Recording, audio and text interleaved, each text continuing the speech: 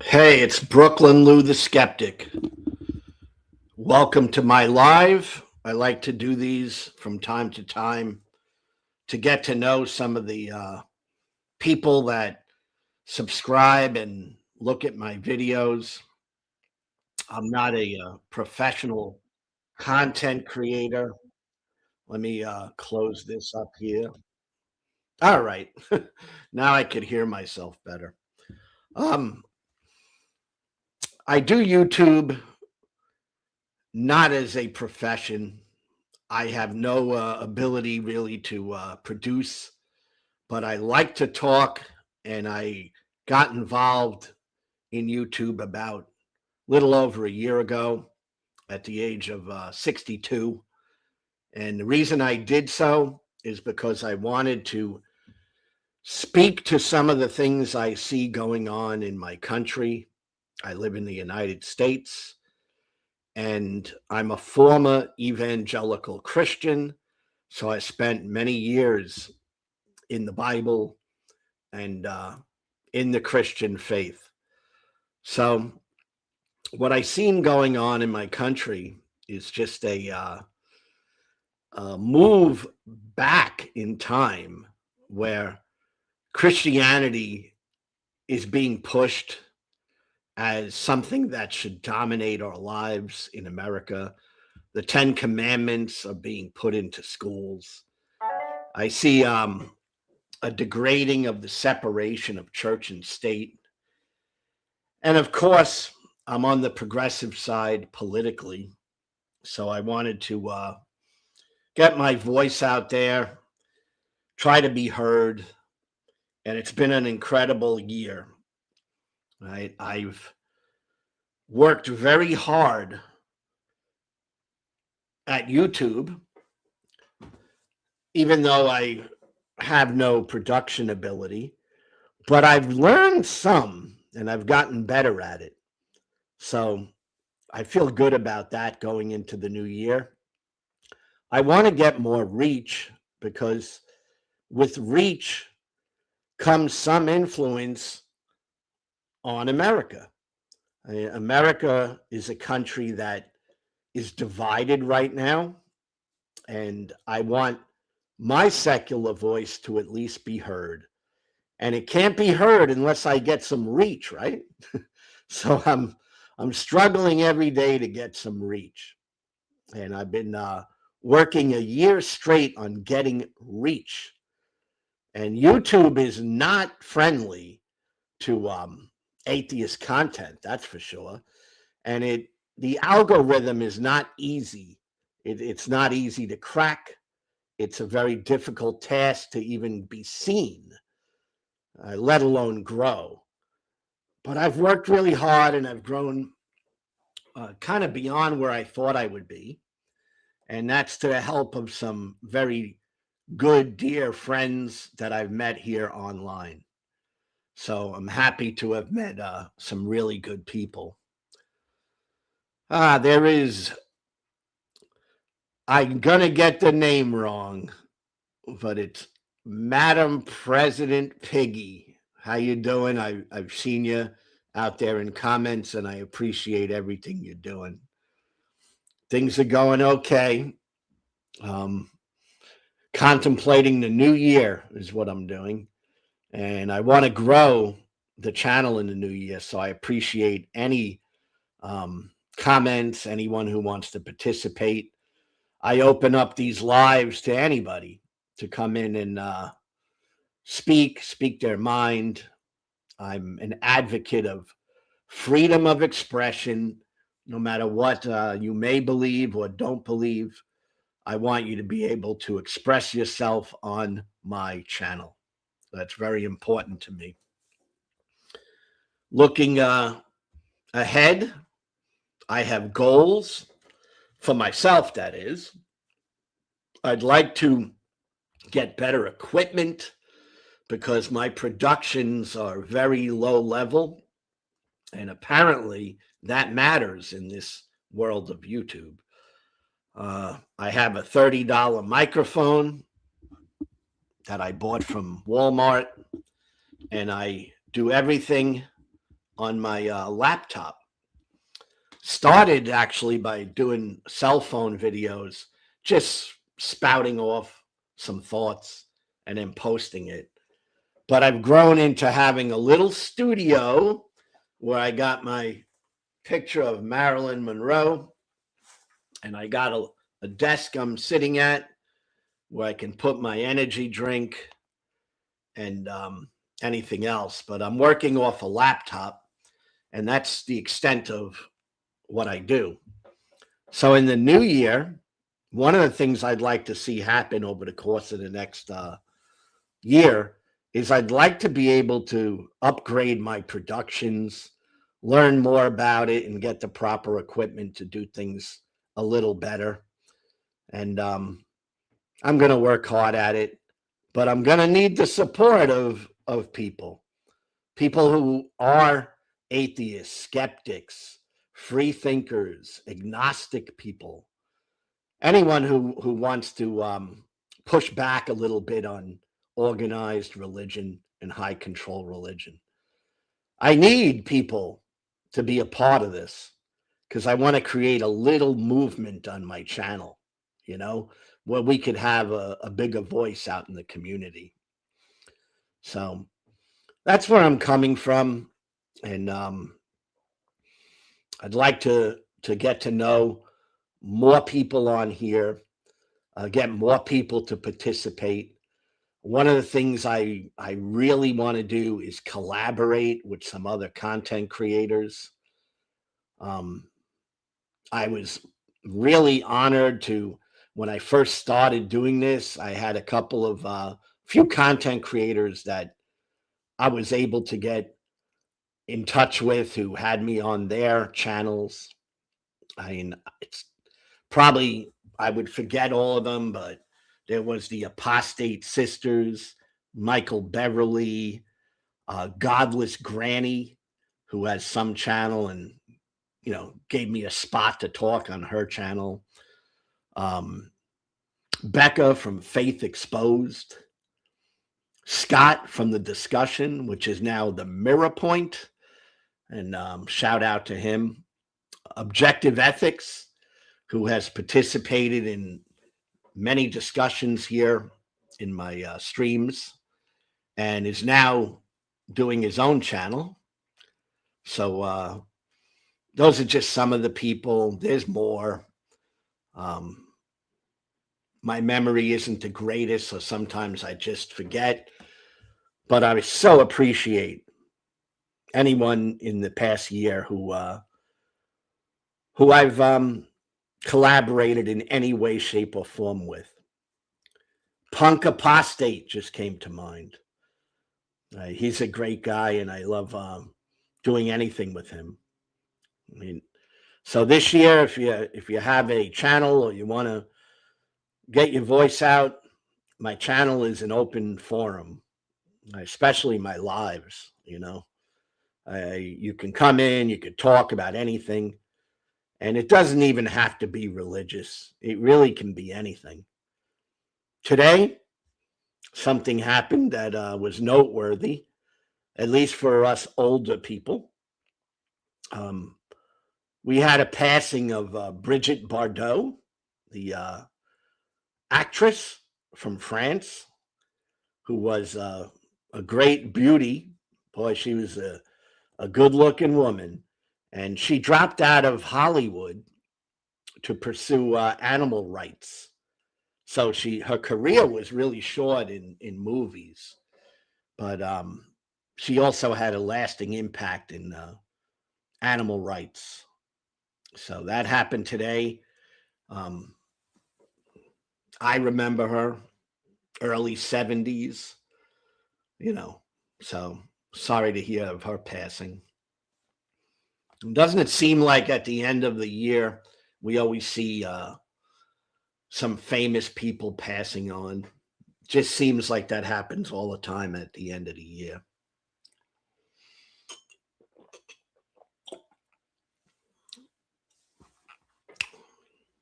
Madam, I'm totally with you.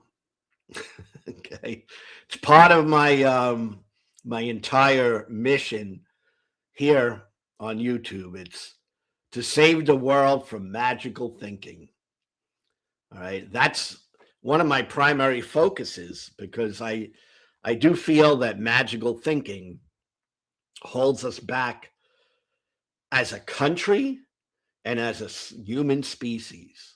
I believe we have to get beyond that in order to create a better society for all, because we're not going to do it by magic or wishful thinking.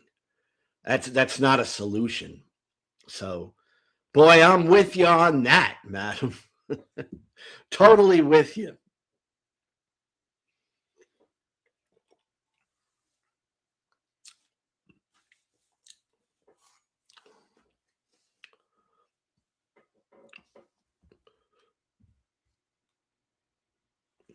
You got a Heineken.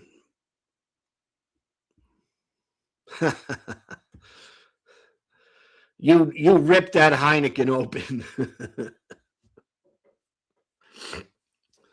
Definitely kick back, chill, drink your Heineken. Anyone want to smoke a blunt? It's all good to me. I actually smoke a lot of cannabis, but never here on YouTube. Never. I try to be as straight as I can be when I'm on YouTube. And I don't know if that's too straight, but it is what it is. Definitely not altered with chemicals when I'm on YouTube, except caffeine because I've been really exhausted.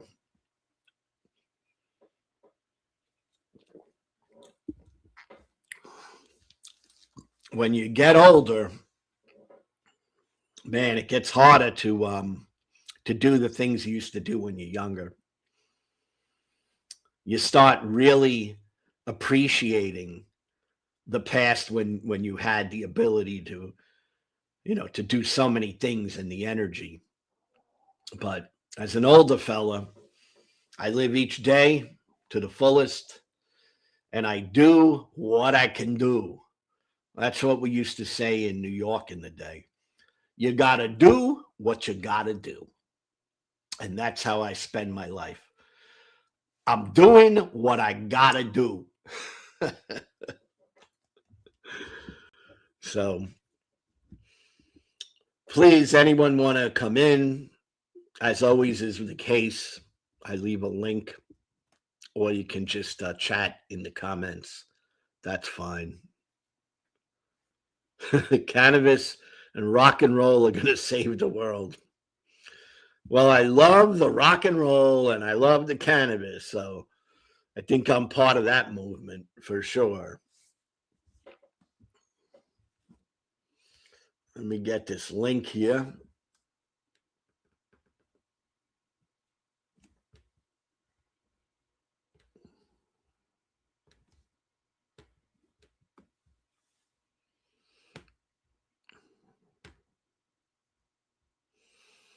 There's a repost of a link if anyone wants to come in. Talk about anything. I'm really focused on the new year. If anyone has thoughts on 2026 and how we can improve the world and improve this country, that's what I've been thinking about. And it's a great thing to build community. I'm realizing that more than ever. I mean, I tend to be very isolated, and I tend to be very private, and I've always been like that. But there's something to be said about community and people working together, and that's what I really want to somehow tap into in the new year, because we are better together. And that's not just a catchphrase, it's reality. I have one vote. When I go to the voting booth, I can make one vote. But if I have a community and we're all sharing ideas and we're all connecting with each other, that vote isn't really just one vote anymore. It's kind of like a voting block, right? And voting blocks is what kind of changes politics. It's not one guy or one vote. It's kind of voting blocks, right? So no matter what, I'm going to stay in this YouTube thing for the long haul.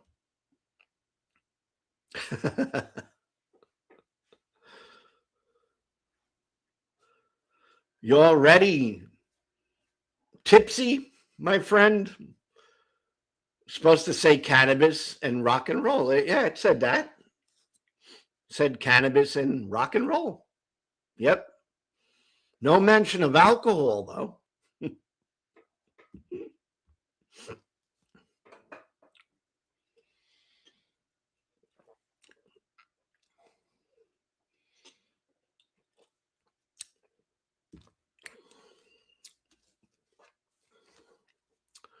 I realize this year that there are so many people out there that have a vision for a more secular world and a vision of a world that is leaving religion behind. And that's so important to me. I want to show people that you can leave religion behind. You can live life free. You can be yourself. You can trust in yourself. You have no need to live your life according to what other people tell you to do and to be. And that's part of my channel. I want people to be free to be themselves, and whatever that may be. You can be accepted for being yourself. Just don't be a jerk that hurts people. But other than that, you can be wonderful just being yourself, right? And that's a big part of what I'm trying to do on YouTube. Find people that believe that you can be a better person without religion, without people over you, without an authority telling you what to believe and what to do. You're good enough. You're good enough.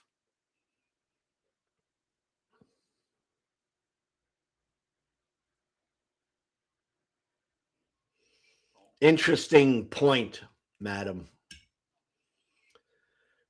We don't have a heaven to sell. That's true, for sure. Gave up looking to heaven quite a while ago. We do have lifelong contentment, like you say. And no, it may not be that sexy, but isn't it reality? And reality kind of has its own sexiness, right?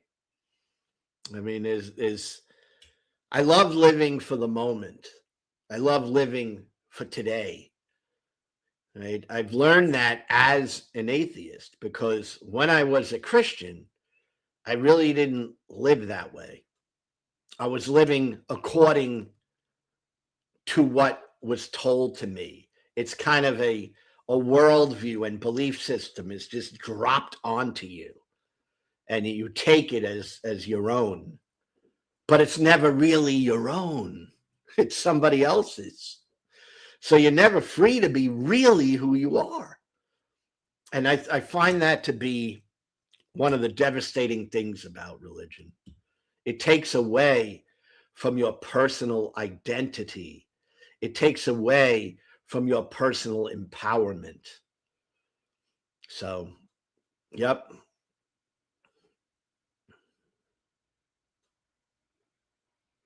Yeah. Life is a wild ride. I've learned to accept that too, because that's part of reality.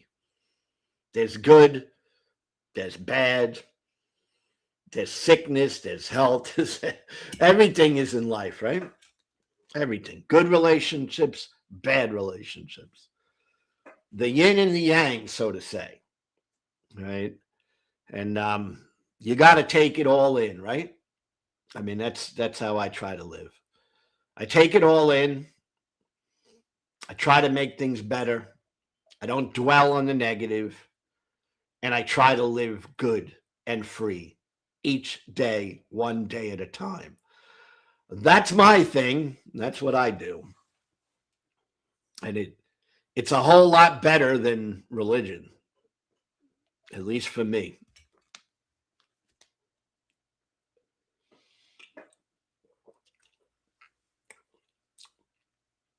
I also this year have had some wonderful conversations on my channel with evangelical Christians. And I appreciate that also. You know, I had some interesting conversations with this fellow, the Reverend Gabriel Rosado. Loved having him on and chit-chatting with him. And also Ryan Pauly, a terrific apologist, professor. And he was very interesting to talk to for about 2 hours. He's a good guy. Just don't believe what he does. You know, never seeing what he believes anymore, but he's free to believe it.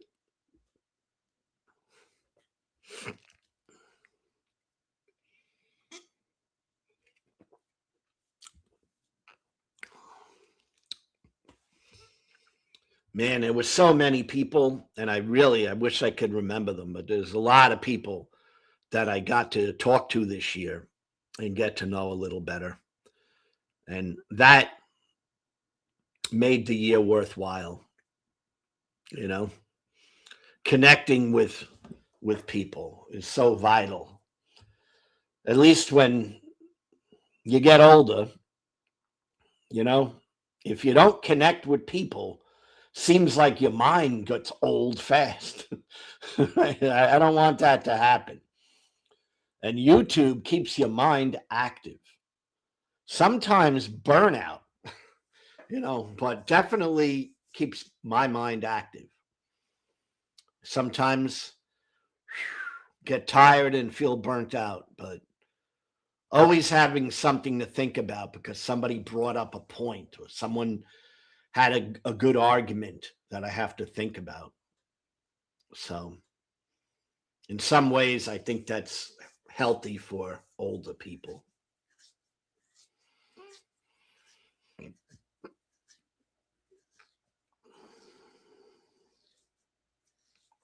Right? That's how I feel, madam. Exactly. I don't want to be that kid who is just gullible and naive and can be taken and swayed to and fro by someone who is just telling him a lot of BS. I want to be that kid who thinks things through, makes up his own mind. That's what I want to be.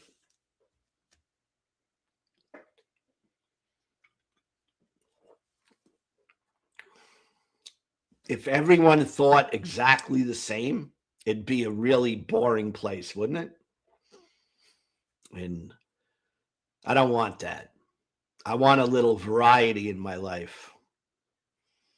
I like variety. Some people tell me I like too much variety. But I just love variety.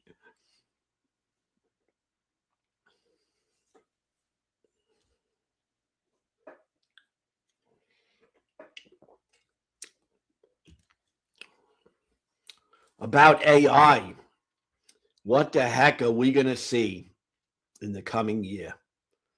Seems like at the last half of this year, AI has been just like taking over. And it's not going to stop, right? It's going to get more and more and more. And I don't know that it's all good, but I think it's inevitable. So I guess you got to try to utilize AI. But AI is boring to me. I love people. I want to know people. AI is like watching a cartoon, for crying out loud, you know, but it can be a useful tool. Google on steroids, kind of what I'm seeing.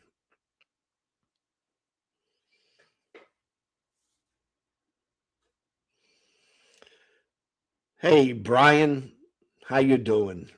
Nice to see you. I saw you recently in a stream I was hanging out on. I don't remember who it was, but one of those atheist or philosophical channels.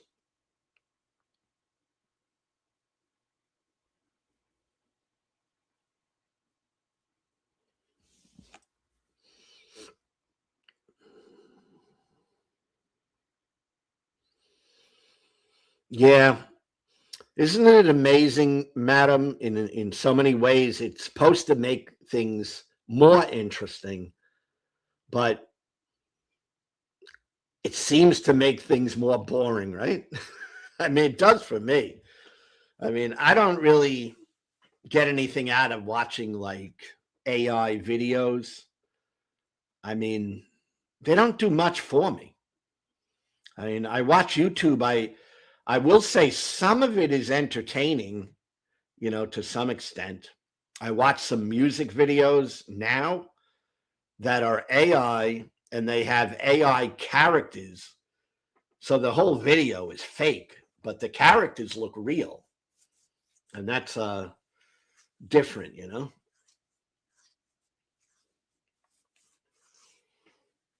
Yeah, I don't like using AI, but I think we have to a little bit, you know. I mean, at least as far as information, it's good to gather some information. And it's a whole lot slicker than a person can be all by themselves, right? Like I don't have production abilities. I have very limited abilities, right? And yet there seems to be this demand for slick productions and all that. And it's like I'm not capable of it. So people may watch my channel and just totally disregard it, because like, well, that's not really produced well. And I don't like that. So if AI could help me make a little things a little better, but I always want to be authentic. That's the thing.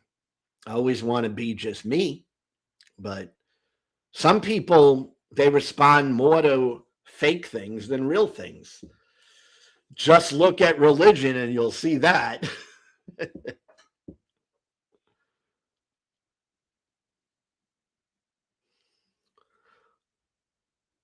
What is that? Man, I gotta see lucidite, a person opposed to new technology or ways of working. Yeah, I don't want to. I don't want to miss out, so I'm there. But I can't say I'm a big fan. I'm more of a fan of people just being real. You know,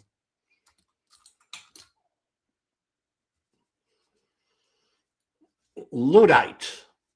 Is that it? I I don't have great eyes, by the way.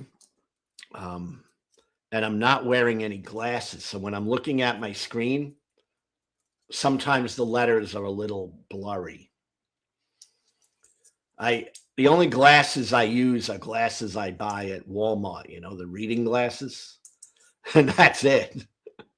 No, I got it. I got it, Beam. I'm seeing it.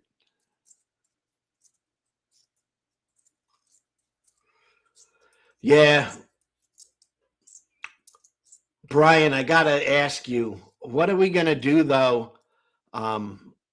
If you don't like buy into AI, at least to some extent, aren't we going to get left behind? And that's the thing. I want to be able to utilize it, but I don't want it to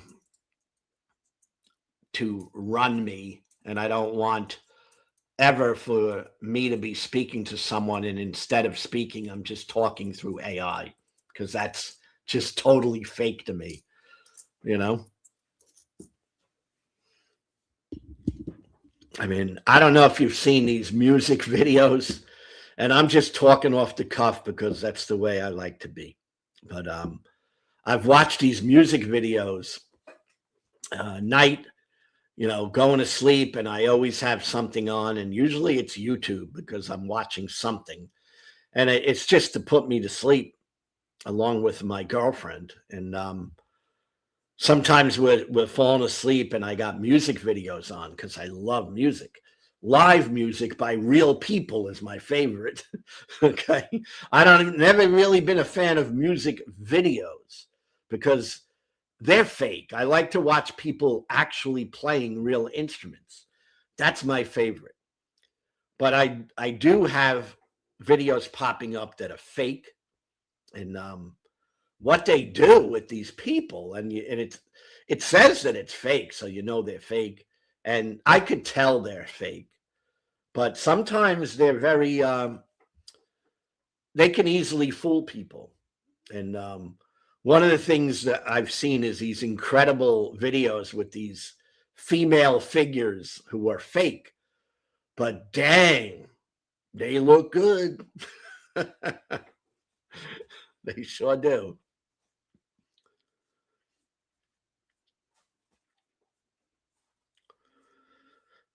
Yeah, AI slop. Yep, I see that.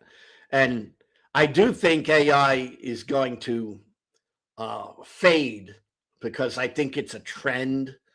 And ultimately, I think human beings want to connect with other human beings. I mean, I hope so. I mean, that's so much better to me to connect with a real person than just connect with a robot.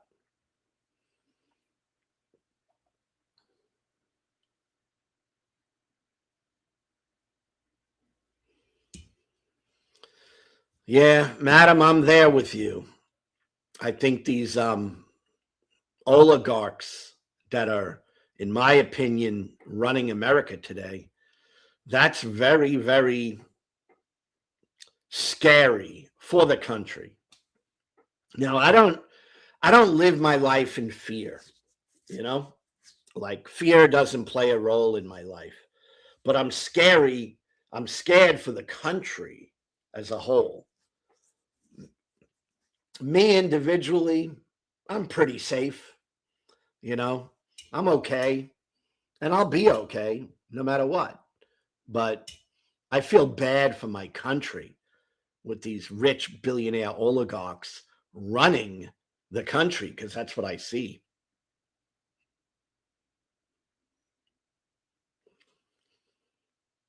Yeah, it's true. There's a lot of money grubbers, and the power makes for more money, and more money makes for more power. And the cycle goes on and on. And now we have people, you know, like Elon Musk, that I guess he's supposed to be the first, or going to be the first trillionaire in the world. And I think that's ridiculous.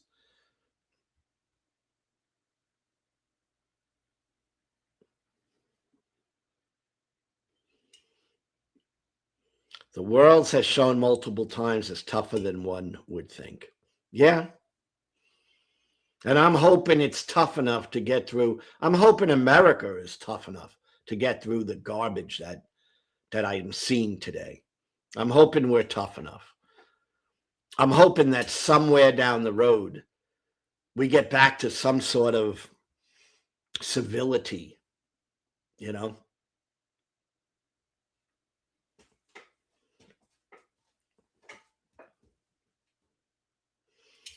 I tend to be a person who doesn't love authority. Now, I understand there has to be some authority. So it's not that, and that's understandable, at least to a point. But I'm very, very concerned about authoritarianism, which is, to me, linked to religion as well. And these authoritarian institutions that control people, that is really something that I don't want to see in America. So again, that's one of the reasons I'm on YouTube as an old man. That's why. I don't have much I can do, but I can speak, and I want my voice to be heard, and I want my channel and platform to be a place where people who might not have a big influence, that they can use my platform and my channel as I grow it and put the work in, that they might have a voice, you know? And that's all part of my vision for 2026.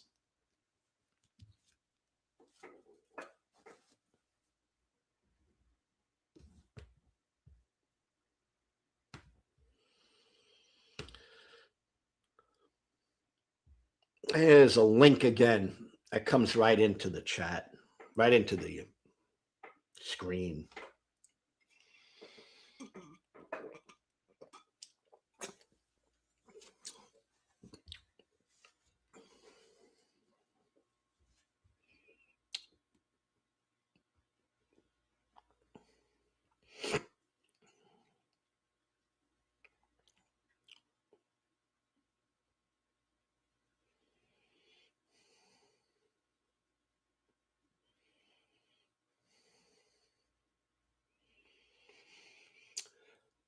One thing I've been thinking about is the need to have organized communities.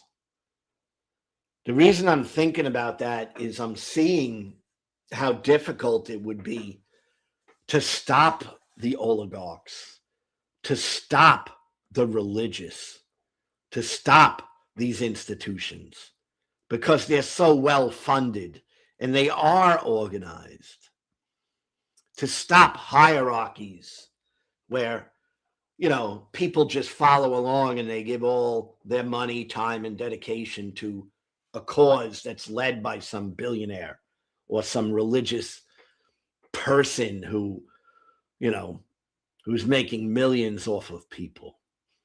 And that discourages me so much. But how do you fight that? You know, you can't fight it with one person because they crush one person.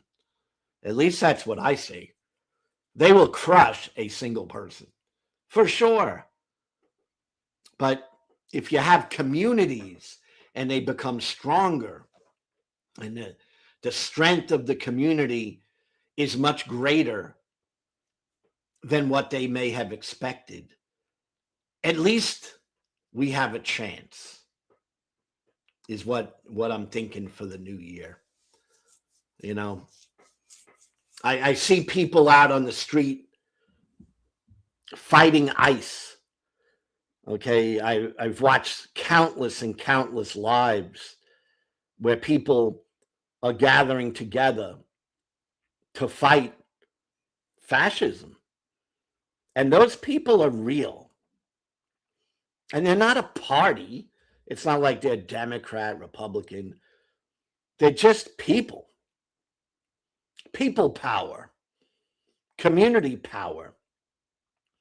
And I think that's what it's going to take to change America if we want to see it changing from the way it sits today to becoming more humanistic and more of a place for all people and not just some.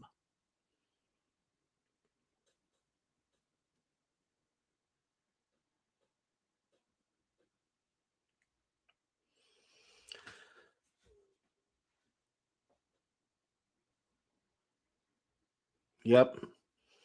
You know, Brian, I'm with you. That's where I'm at. You know, people, real people have to stand up and say enough is enough. we need to change this shit. Well said. And that's where I'm at, you know. But we also got to organize, right? Because it's not one person. I mean, there's got to be some organization, some community to it. And that's what I'm hoping to kind of build in the next year. I've worked so hard this year on just trying to build this channel. And a lot of people who are not building a channel or trying to do YouTube don't fully understand how difficult the darn thing is. I mean, since last year at this time, I probably and I'm learning as I go, man. I'm learning every day. I'm learning and trying to get better at this. But I mean, I've put in a year of real work and got paid nothing. Okay.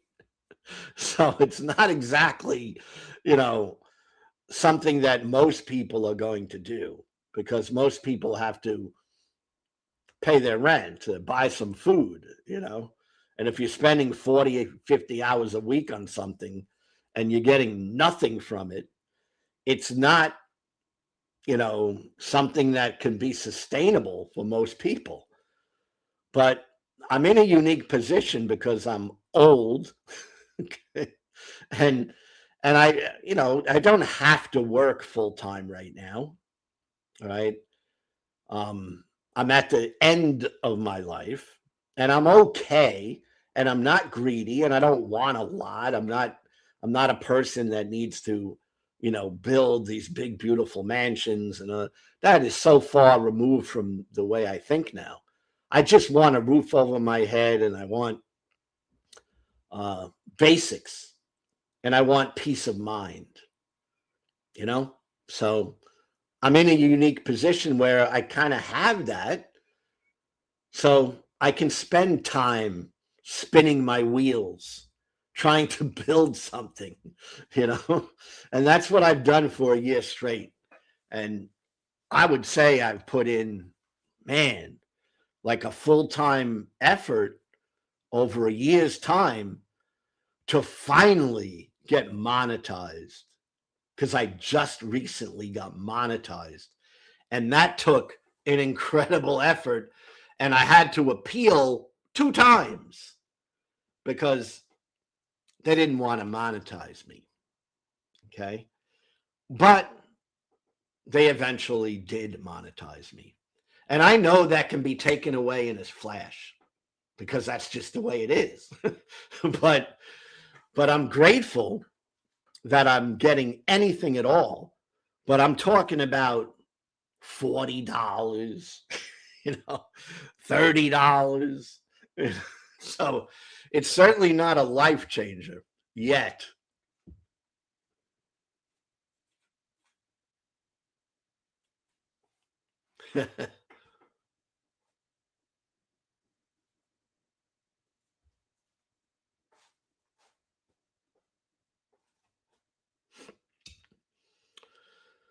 Yeah, one thing that amazes me is American greed.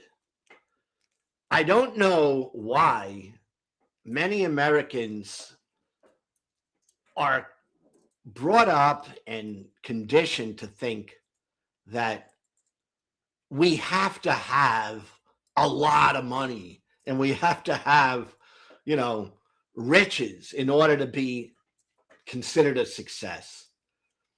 And man, I think that's really bad thinking, because you certainly don't need a lot of money or riches to make a difference in a person's life. I mean, anyone that is close to me, like in my inner circle, I hope that they're in my inner circle because they're not looking for riches. I hope they're in my inner circle because I give them some sort of value. that's not monetary, you know? An idea, a thought, caring about another person. Those are my values far more than money, because money can never lead to happiness, never will. I don't see how that's, should be a goal of every person to make lots of money. I know it's not mine. I lived many, many years literally poverty stricken. Okay. And at this point in my life, I'm still poverty stricken, but I don't feel poverty stricken because I have a free mind and I have my needs met. Okay. And I feel very, very happy just to be able to feel like I have a roof over my head, hopefully until I pass away. And I have food and I have a laptop and the simple things in a room, right? I feel incredible having that, right? And I don't have any desires to have millions and millions of dollars. Nah. When I was young, maybe that was something I would have really tried to do. And for a little while, I was on that path. But that's not something I'm even thinking about. Just having a peace of mind, a place to live, decent relationships. That's the most I'm asking. That's what makes me happy.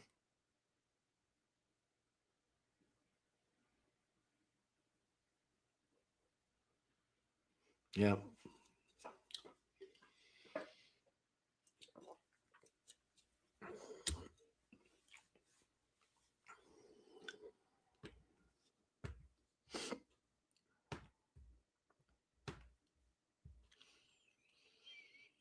I have a video I'm putting up tomorrow at 3 p.m. Eastern Standard Time.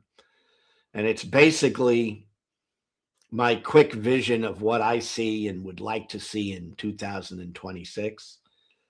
And that's from and with the atheist free thinking community on YouTube, right? Because that's my community with atheists and free thinkers. Most of the people in my life, in my direct circles, are Christians, and the atheists and skeptics that I even interact with are almost all on YouTube. And I'd like to see that community grow. And I'd like to have a deeper inner circle of atheist, free thinking type people.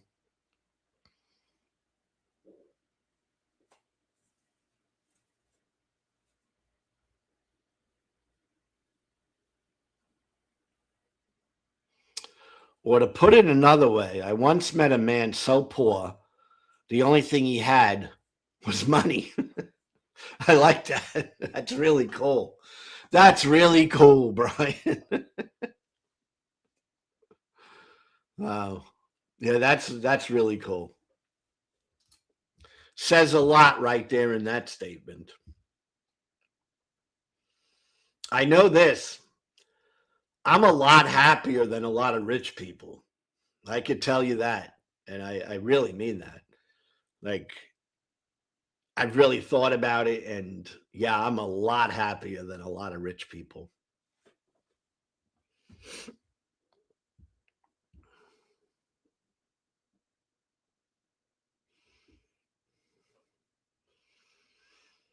Madam, struggling to get my card connected to my account. You're talking about like credit cards or debit cards, that sort of stuff? I have one, by the way, and it's a debit card. That's all I have. I have one debit card. I have a bank account connected to it, but Yeah, I don't have MasterCard, Visa. Although the debit card is MasterCard that I have. It's a MasterCard debit card. But I have no credit on it. It's just connected to the bank.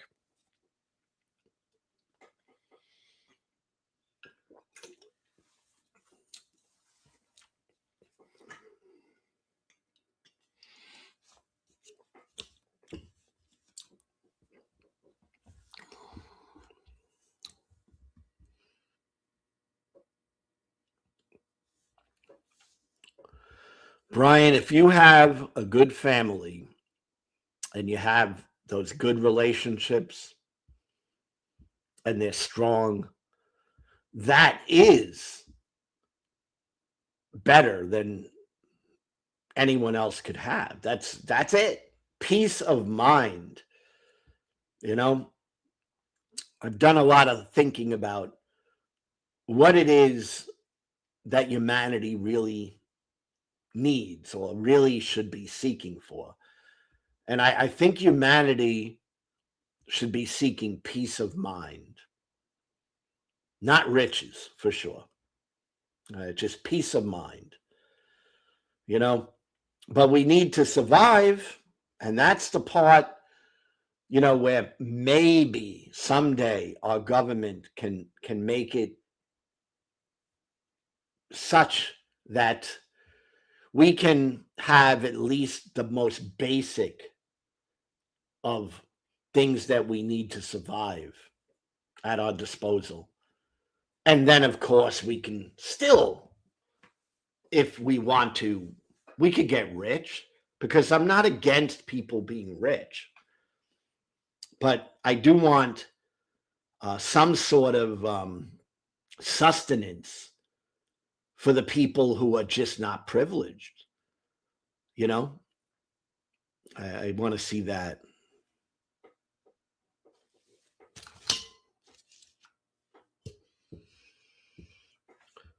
It's one thing I remember years ago when I was an evangelical Christian. It was this idea that, you know, God is blessing people, and there are people who are meant to be rich, right? And then there are people who are meant to be poor. And I just don't even see things like that anymore.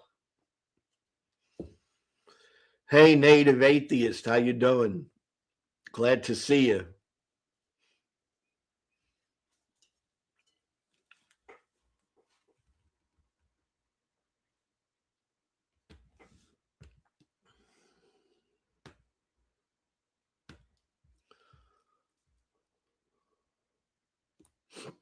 You know, there's a homeless guy that I've met recently in my community, and I've seen him around, just, you know, seen him on the street. And I got to talk to him the other day. I gave him a little money, you know, because I know he's real. And I think there are some people out there, of course, that are just grifting and they're making believe that they're homeless. But I know this guy is for real. And I think it's important to try to help people like that. And he doesn't have no, you know, doesn't seem like he has a mental illness or anything. And he doesn't seem to have any drug addictions or anything like that. But obviously he's had an unfortunate life. And there's this mentality that he's supposed to lift himself up by his bootstraps. And I don't know if that's possible for him, you know? I don't know if it's possible.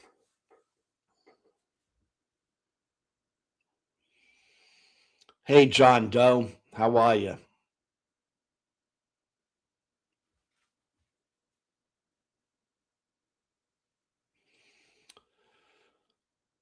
I'm an agnostic, and so is my dad. He said the biggest reason for it is because God didn't do anything while millions died in World War II. Yeah, I could understand that because we watch the world go round and we watch horrifying things happen. And yet we're told there's a God who loves everybody and who's all powerful. And there's that basic contradiction of an all loving and all powerful God not doing anything, because we never see God do a darn thing, do we? All right. God never does anything at all, ever. Okay. The only things that happen for the positive are always human beings who make a change. It's kind of like the slavery issue. You know, it's like I hear Christians say that Christianity was the one who is what ended slavery. What a bunch of garbage that is. It was people who ended slavery, not a God. A God never ended slavery, right? A God, biblically, didn't have any problem with the institution of slavery. It was people, in spite of the God who ended slavery. So it's my position and understanding that gods never do anything at all. They don't talk because it is people who talk. And some will say they're talking for God, but it's always people. Always, always, always. So a God never does a darn thing.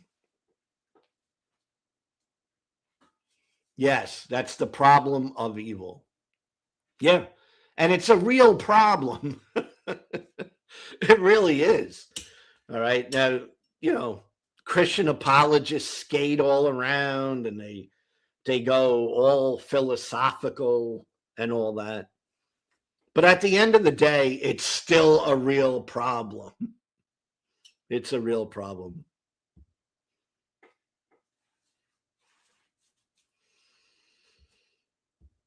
Yeah. Yeah. I mean, at best, we should have a love for our other human beings that's a little more than just a prayer, right? We should put some rubber on that road.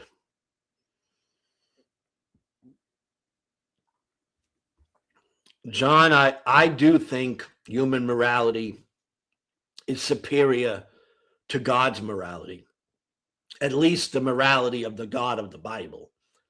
Because whenever we talk about God, we always got to ask, well, what God are you talking about, right? Because there's different gods. But it's clear to me that humanity is more moral than God of the Bible. That's pretty clear to me.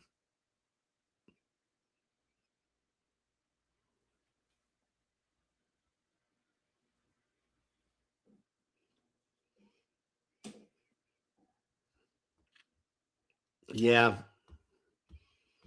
Now, Brian, I'm going to ask you your opinion because I agree. This is a real problem, right? And religion is part of that problem, right? I think you agree with that. But what do we do as secular-minded people? What do we do to try to change that?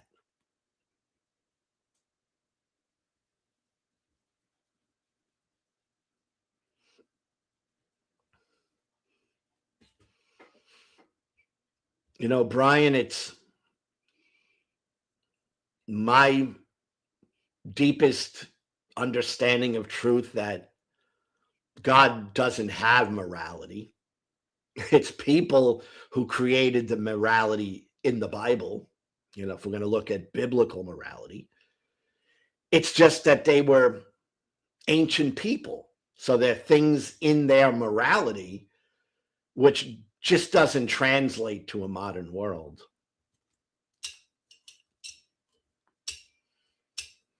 Hello from hell. 99. How are you? Hello from hell. Nice to see you. Appreciate you stopping in.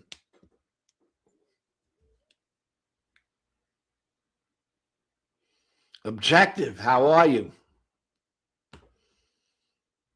I mentioned you before because I'm really appreciative. I appreciate so much all of the people that have interacted with my channel and have interacted with me in 2025. And you definitely were a big part of that. I appreciate that. And I mentioned you started your own channel, and I hope that's going well. And it's not easy, Objective. So you're probably realizing that now. So if you're gonna make it work, you gotta stay in it for the long haul, because it's a long haul.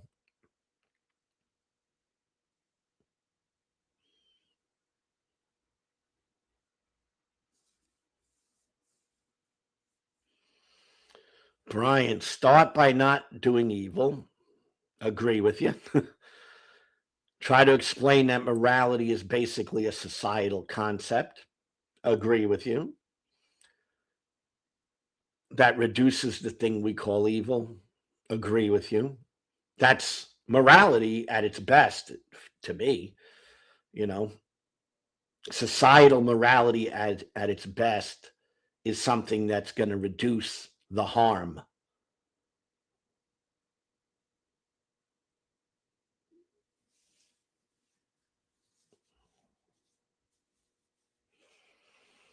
That's good. 100 subs. Awesome. 7,000 views. That's good too. I'm sure some of that is because you were around, you know. You were participating in different discussions and stuff like that. I think that's a foundation to get you off the ground.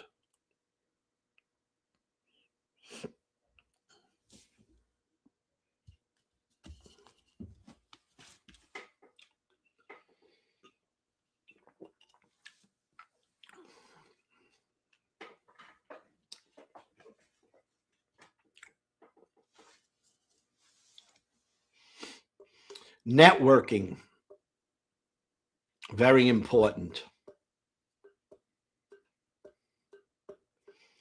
Atheists approve Matthew 19:18. Do you answer questions from chat? Yeah, as long as I see them. It's not always easy for me to keep up with chat, but if I see a question, of course.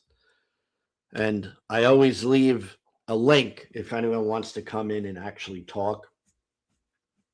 It's a lot easier for me at my age to talk to people directly. You know, they say you got to walk and chew gum at the same time.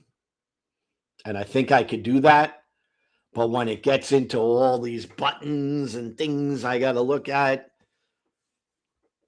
I'm not the greatest multitasker, but I try. Have I read the whole Bible? Yeah, I have. Been a while. Haven't read it recently, but I've read it more than once. I think I've read it cover to cover.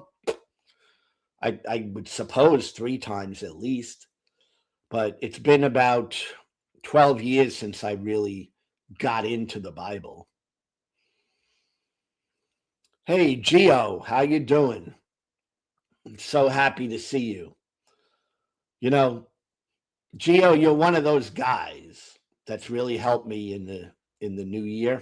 I mean, past year, not the new year, but you've really helped me, and I want to say thanks to all that you do, because you're a big part of this channel. All right. I've been working my butt off, but it's the help from other people that make it happen.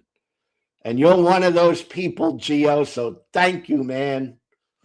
You're awesome.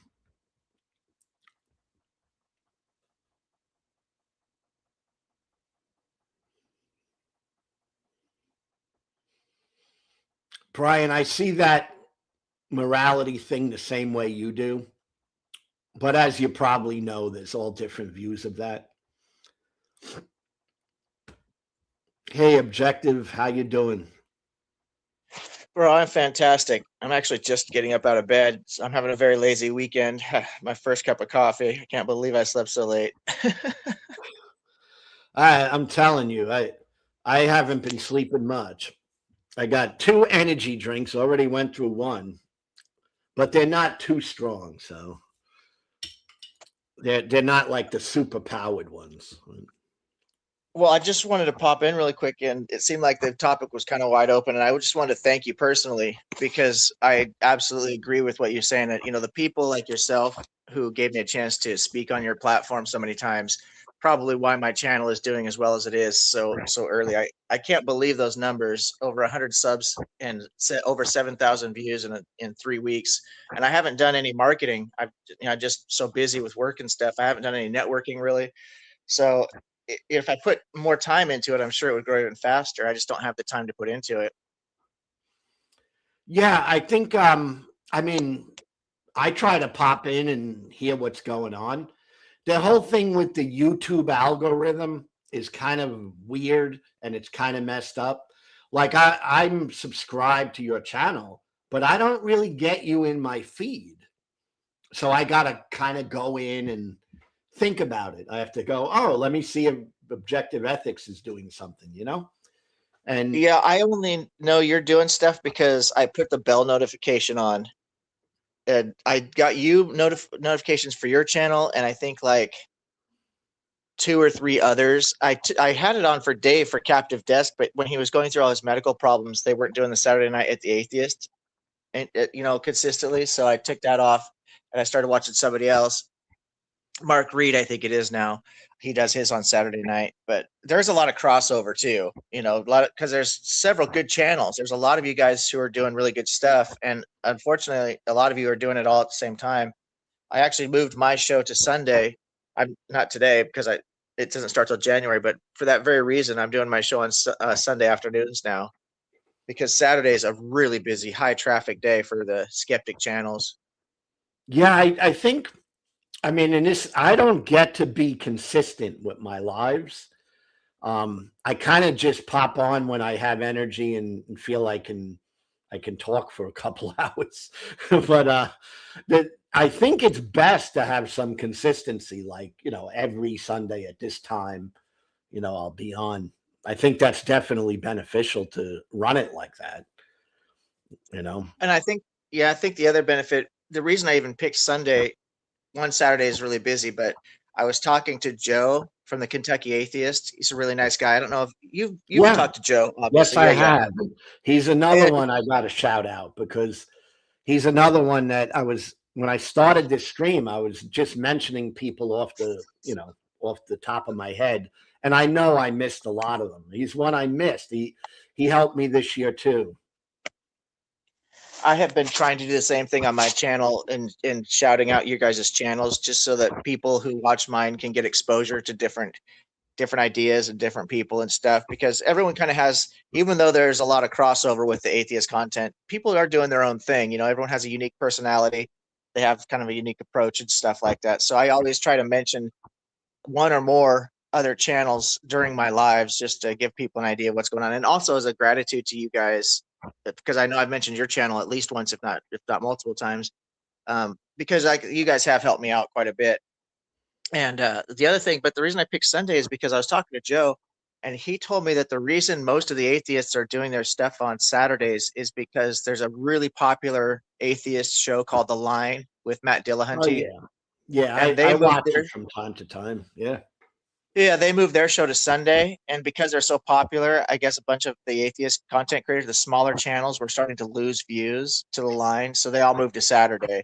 But for me, because I have such a different approach than the line, I don't know Matt Dillahunty personally, so I can't say what he's like, off his show. But I find those guys to be kind of annoying to listen to. They're very rude. They get very emotional. They're just crashing out, hanging up on people, muting people all the time, calling people names and stuff. And that's exactly the opposite of how I roll. And so I thought, well, I'll just go. I'm not really direct competition for Matt Dillahunty and their show. And I do, even though I have done quite a bit of religious content up front, I plan on doing more philosophy and uh, ethics, things of this nature, getting into some mental health and other things like that with my show. So we'll see. I See, don't think it's going to affect me. the thing about like a guy like Matt Dillahunty, I mean, he is been around for so many years, and his audience is established. You know, he's not really building. He's been. I mean, I was listening to Matt Dillahunty when I was deconverting. You know, long time ago. I mentioned you in one of my videos. I've actually mentioned you a few times because I really do like, as a human being, I think you're a great guy. You make me laugh. I think you're really funny. And I actually really appreciate, like, I remember one time you did a breakdown on the suffering servant, and I thought you did such a good job with that. So you have Bible knowledge too that's really, really solid.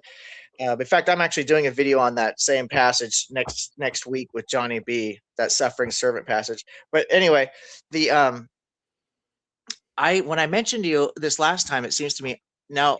I hope I'm not wrong when I said this, but I thought for some reason that you deconvert in your 50s, or is that about right? Yeah, and I would say, like, I'm going to be 63 next week. Okay, and I'm terrible with keeping dates and anniversary. You know, I'm just not like that. But it must have been about age 50, Good. 49, 50-ish. That's what I thought. Yeah, that's what I was under the impression of, because I was telling somebody how impressed I was. I was talking about religious trauma and deconversion and how difficult it can be for people. And I says, most people, if they don't get out when they're young, they've got no chance. And then I mentioned you. I says, actually, I have a friend named Brooklyn Lou. I think he got out when he was like 50 or something like that. And so that's really, really wild to live 50 years believing something. And that's such a long time, and for a lot of people, I don't think they can handle that type of change in their life. I really don't think so. I have a friend who's 70 now, a good friend of mine, and he has literally said that, without his religious beliefs, he would have nothing to care about. Not, there's no way that he could be convinced. He's lived his whole life believing these things. And I'm not trying to deconvert him, it's just in a conversation he mentioned that to me. I thought to myself, I can understand if you've done 70 years believing something, to have to Yeah. admit that that's not true is a long time. Oh yeah, and it's a difficult process. You know, I recognize that too. I'm hoping my channel helps some people just think more deeply about these things, because as deep as it is difficult, or as difficult as it is, I still think it is worthwhile. You know, I think it's worthwhile. Yeah, I think it is too. I think it's very important. I am one of the people who believes that we don't have free will, but I do believe that we have conscious decision making. And I know it gets kind of confusing without really fleshing that out, because a lot of people think that if we're making any choices at all, that must mean we have free will, but that's actually not the case. But we do have a certain level of quote unquote control over our decision making processes. And the best thing that we can do, because I also believe that it's been well established that we cannot choose what we're convinced of. Whatever we're convinced of, our mind is convinced of, is going to be based on what it's exposed to, the information it takes in.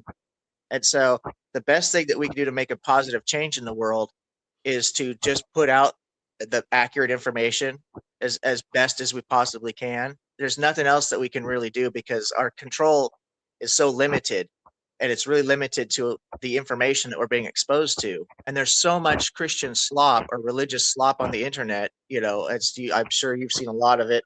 You've done videos about it. A lot of atheist channels are exposing it. And I think that's the best that we can do. Just expose it for what it is.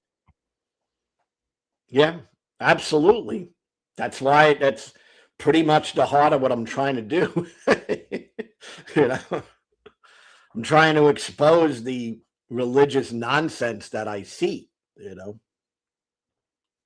It was really interesting. I saw you on Robert's channel the other day. He was talking about objective morality with a gentleman named, oh God, I don't know how to say his name. Zorion, maybe? Zorion, yeah. Zorion. He seemed like a really nice guy, and you guys Yeah. had a great conversation.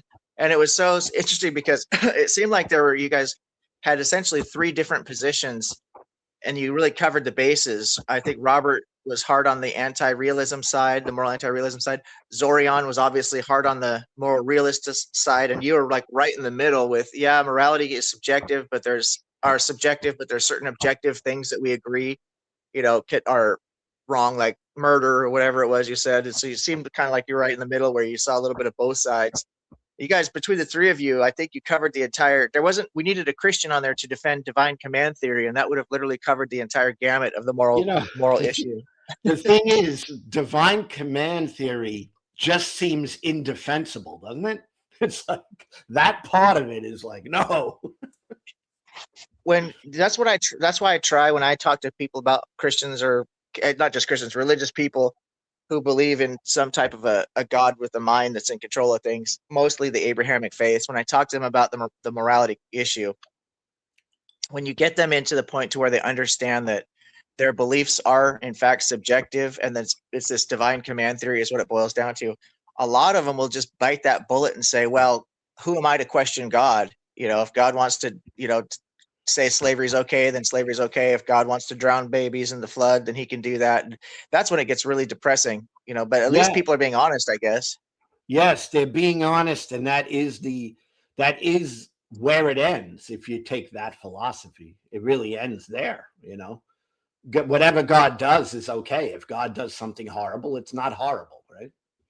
Exactly. That's exactly really, right. To me, that's like, whoa, we're not going down the right road. I agree. I think it was Plato. I can never remember. I've been reading too much philosophy in such a short period of time. I'm starting to get names confused, but I think it was Plato that came up with the Euthyphro dilemma, right? Is what God does good, or is it good because God does it? Right. And it's a you got to figure that out. But I agree that I've heard so many religious people, because I do have this discussion with a lot of them to try and find common ground. I have found common ground with a lot of religious people, because I do believe in objective morality, and I base it on that we're all human beings and we all have this equal starting point as human beings. And so a lot of times they will agree, very much like what it says, what I think it's Paul in the New Testament. He says the law is written on our hearts, so they take it a step further than I do. Obviously, I attribute it to nature, natural laws, and they attribute it to God writing it on our hearts. However the fuck that's supposed to happen, I don't know. But so there are some Christians who will find we can find common ground there. But unfortunately, there's other people who will just go to divine command theory. Like you said, whatever God says is okay. And literally whatever. And if you read the Old Testament in particular, but even the New Testament, what God is telling people to do is really horrific stuff. Yeah. And it's okay in their mind, because God ultimately is not good or bad when you go down that road, right? He's just like, he could do bad and that's good. He could do good and that's good, but God could never do something bad, even if what you're looking at is obviously bad. Bro, you just blew my mind right there. You just blew my mind right off my shoulders, bro, because I just realized as you were saying that this divine command theory would actually be an argument in favor of emotivism, which is the idea that moral facts don't exist. It's just based on emotions. And so there is no morality, quote unquote. Like you said, God's neither good nor bad. So the moral question just goes away at that point. It just becomes a question of emotions. How do we feel about things? That's really interesting. And authority. And authority. Oh, yeah. Absolutely. I, God, have the authority. That's it.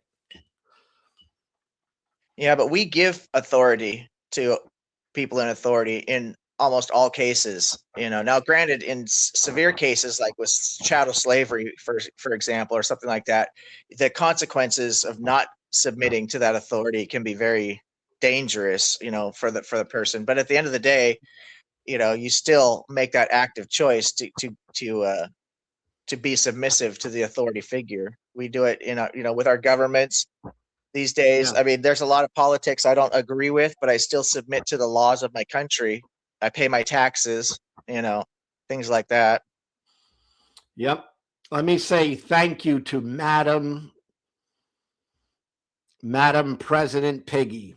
It has been a pleasure, and I really appreciate your generosity. And anytime you have a friend here, and yes, some cold, hard digital currency, never going to turn that away. Thank you, madam. You're awesome.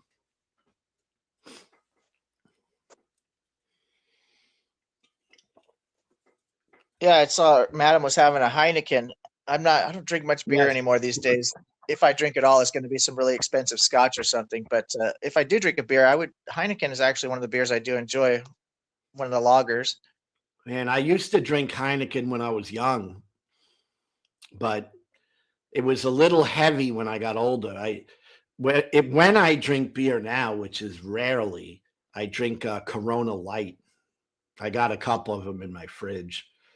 That's the beer I've been drinking, but I'm not. I do like, yeah, I do like Corona as well, but I gotta put a lime in there, and sometimes I'll even put a little salt in there. But Pacifico, it's been so many years since I've drank beer. I'm trying to remember now, but Pacifico actually might even be better than Corona. But Corona is so easy to get; everybody carries it. And as far as when you go out to restaurants and stuff, because it's pretty tough to get a good beer when you go to a restaurant, unless you go to like a place that has microbrews, and those are so strong and so stout. You drink one microbrew in the state. I'm in Oregon, and we do a lot with beer manufacturing here. It's a big part of what we do. And my God, man, some of these microbrews have like 8%, 10% alcohol in them, which that's a lot, Yeah, that is, because I think the average beer is somewhere like 4 or 5%. Right, exactly. Yeah. But in Germany, those beers are strong. So Heineken's a German beer. I don't know if it's made in Germany anymore, but originally it's German.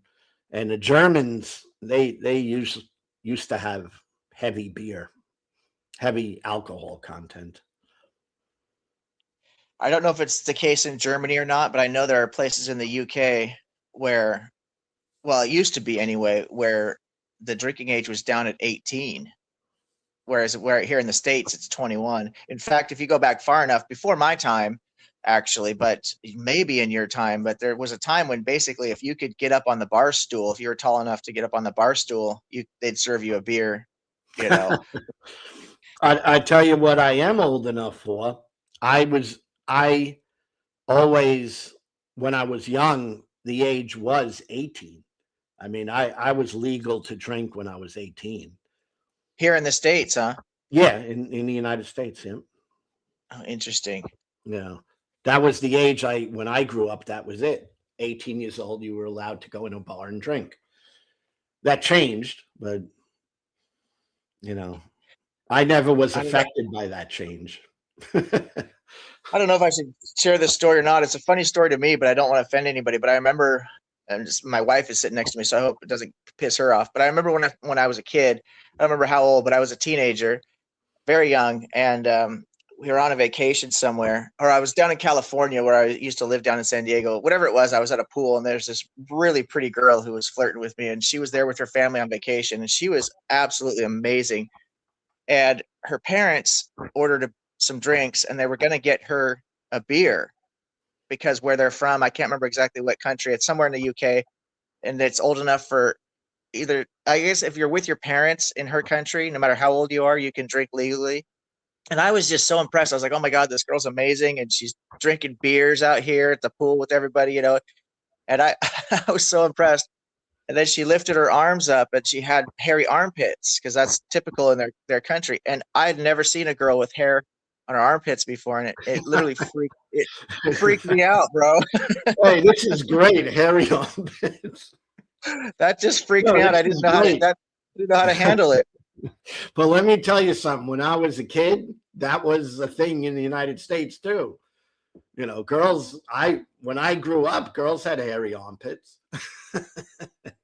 That was such a culture shock. It literally just my whole perspective of everything changed at that point. I thought, oh man, Well, this is. you got to be a whole lot younger than me. It got to be.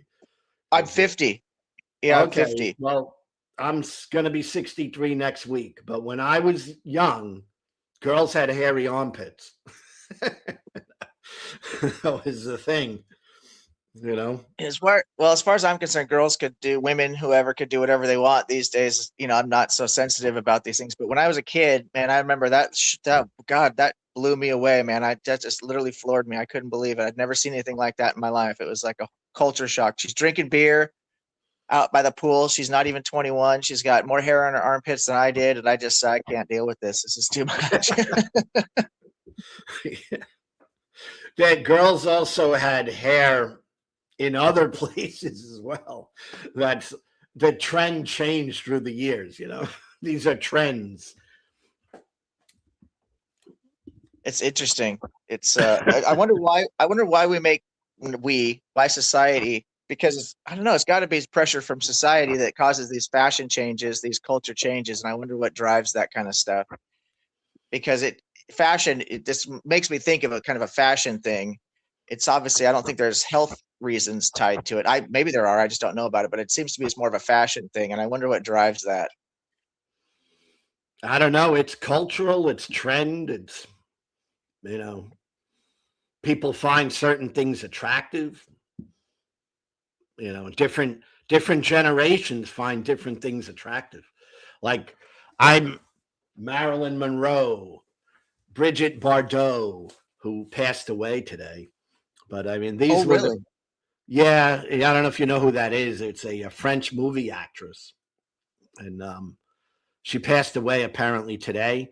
But she left movies when she was young and left Hollywood and became a human rights activist for most of her life. But back in the day, like in the late 60s, early 70s, she was like this beauty queen, you know? Is that the gal that did that? There was a really well done science fiction television series. I think it was called Mars 5. I might be getting the name of that wrong. I can't remember. Did she do television science fiction?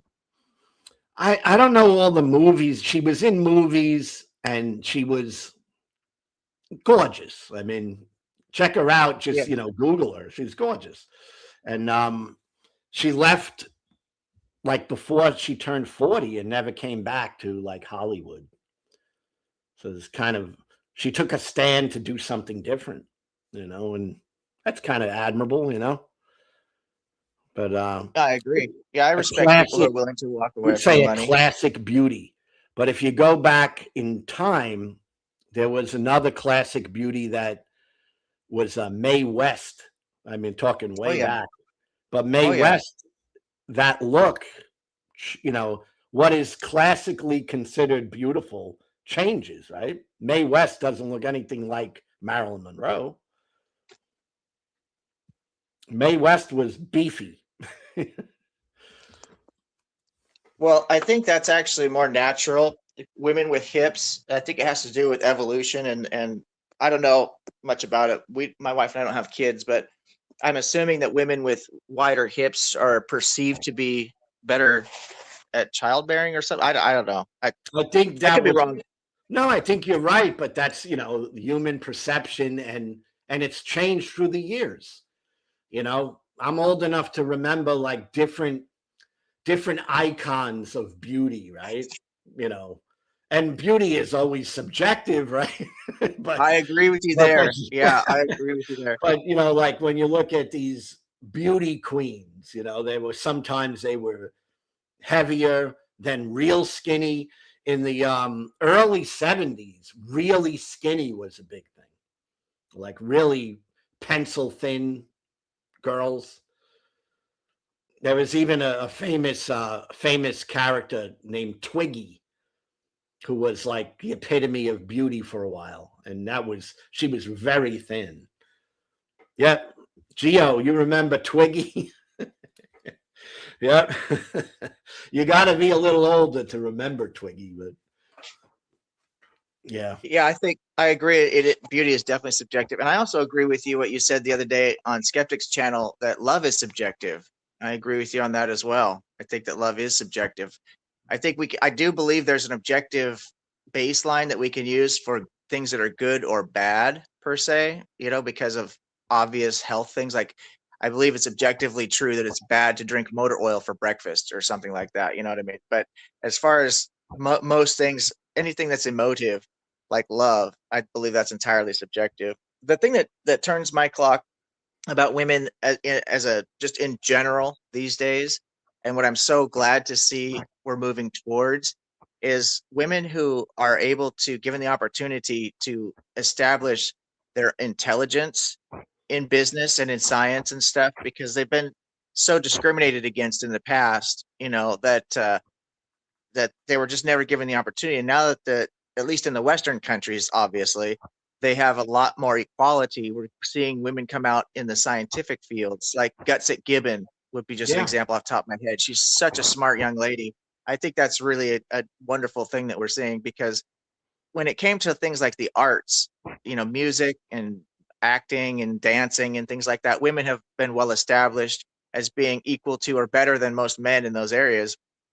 But now that we're finally starting to give women the opportunity in science, and I think it's really awesome, because I do believe, having a strong wife who's successful and just is a well-rounded human being, I I am I see firsthand that women are no different than men as far as, most things go. We're all human beings. That's not to say that women don't tend to have better characteristics in certain ways and men tend to have better characteristics in certain ways, but it doesn't have anything to do with brain power as far as I'm concerned, or artistic ability, talents, things like that. That's all just a human being is a human being. I've learned through atheism, because when I was a Christian, I saw things differently. But I've learned to really appreciate women in such a much greater way than I used to. I must say that, because I was for years conditioned to look at women as inferior, and I know Christians will push back on that and say, well, that wasn't right, but it was. I mean, that was what Christians, would see women as inferior in so many ways. And I've grown so far past that, and I'm grateful. I look at women and see beauty in all different ways, not just physical. A woman's beauty to me is far more mental than it ever was. Give me an intelligent woman you know, who understands how to articulate things, and man, that's impressive to me. And Yeah, attractive. I agree 100%. There's actually because I don't have a deconversion story, I was never a believer. A lot of the stuff that pisses off atheists and agnostics doesn't affect me, because I'm not recovering from any of that type of trauma or whatever those experiences. But the one thing that actually does draw a visceral emotional reaction out of me is the way that women are treated by religious people, and in the Bible, and in all of these religious texts that I've read. Women are always considered secondary. They were looked at as property, and they're still treated as property in many ways in modern society within religious homes. And it really actually makes me mad. And what blows me away, and this is part of that environmental thing, because when we realize there's no free will, we realize that our decisions and everything about us is a product of our environment. The environment is so important to how we think about life. And you get these women who were raised in these religious homes from the time they were young girls, and they're told that they're meant to be subservient to their husbands, and they're meant to stay at home and be supportive to the husband, and he's the head of the family, all this bullshit. And then at some point you just start to believe this is true. And I hear women today who are religious supporting that, saying, oh, I want to be at home under my husband. I want my husband to be in charge of the family. And I just think to myself, I mean, if they really want that, that's fine for them. And I'm not, I want people to be happy. So if the women are happy doing that, fine. But I do see it as being a product of their environment. And it just really bothers me, because no human being should be elevated over another human being. I don't care if you're the president of the United States. I don't care if you're, whatever, the worst person in the world. All human beings are equal. And our choices have consequences, and we need to deal with people appropriately. If someone has good information and they're doing good things for the world, like a great scientist or a great philosopher or a great doctor or something, we definitely want to acknowledge that. And on the flip side, if people are committing crimes, we need to lock them away and separate them from society, things like that. But they're all still human beings, right? There's no one has more value, quote unquote, than another person. We all have that equal value, in my opinion. Yeah, and here's something: when you're in the religious stuff, and I know you never were, which I think is to your benefit, right? But when you're really into it, at least in the fundamentalist Christian circles, you kind of want, or you try to say to yourself that these things don't affect you. The teaching that women are supposed to submit to their husbands, et cetera, et cetera. You kind of want to think, oh no, that doesn't really affect me, but it does. I was listening to this content creator who's awesome, Britt Hartley. I don't know if you've seen her out there, but she's amazing. And I was listening to her podcast the other day, and she was talking about, within evangelical circles, there's this bro mentality, right? And women are looked at as secondary. They just are. And it's like, even when you're in that world and oh, no, you're still doing it. And I realized, laying in bed watching her video, I was like, that was me. I didn't really think of women as being equal. I wanted to not think that I was like that, but I was. And it's one of the big changes, became an atheist, and over the years I've learned to really appreciate women, not for their beauty, just for them, who they are, and it's a dramatic difference, and I think it's a positive.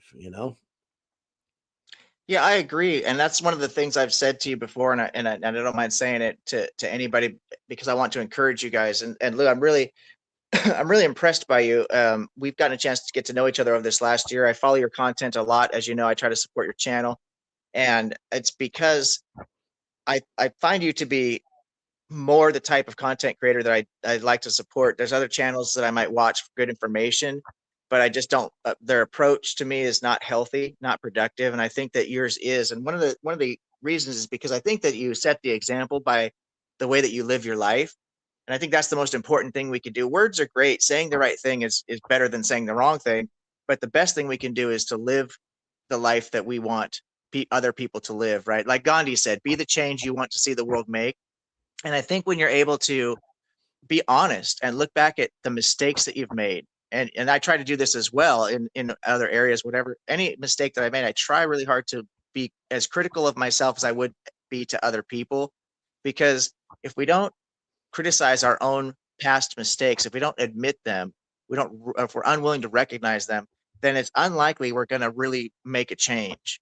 So it's a fundamental difference between a lot of people. A lot of people they want to pretend that they're different, that, oh, I didn't do that, I don't believe that or behave that way. And I see the cognitive dissonance with a lot of Christians, that the men will say, no, we don't treat the women differently, we support our women. The Bible says that husbands, take care of your wives, so obviously it's all about equality. And it's like, no, it's not. This is not equality. You get one or two verses that kind of hint at the value of women, and then you get chapter after chapter after book after verse that tells women that you're property and you need to be subservient to your husbands. The overall overarching theme in the Bible is that women are put on earth to be a partner to man. Man was not put on earth to be a partner to woman, from the very beginning. Yeah, and this stuff really impacts you in ways that when you leave it, you could look back and then you realize, holy crap, what was I thinking? I remember going to a prayer meeting every Sunday back in the day, and at this meeting there would be like prayer, and then there would be a time when it was the men and women would separate, and the women literally would be like, well, now we have to let the men talk. It's like, because they were, considered that they shouldn't really be talking, because the Bible says that, right? A woman's to be quiet. It's not really to open up her mouth. It's despicable to me now, but I remember going to prayer meetings like that, Yeah, I've actually sat in church services before where, and obviously not every church is like this. This is kind of more of a fundamental thing, but I've sat in some church services where women will keep their heads covered. A lot of the women will cover their heads at church because it says, keep your head covered and stuff like that. It's pretty wild. And when I looked around, I remember distinctly at this one particular service I was at, and not only did the women have their heads covered, but a lot of the women would look down at the ground. Their husband would, look eye level and have his head up and surveying the room and watching the pastor order. And the women were literally just like looking down, like it looked like they had been beaten that morning. I was like, God, man, this is creeping me out.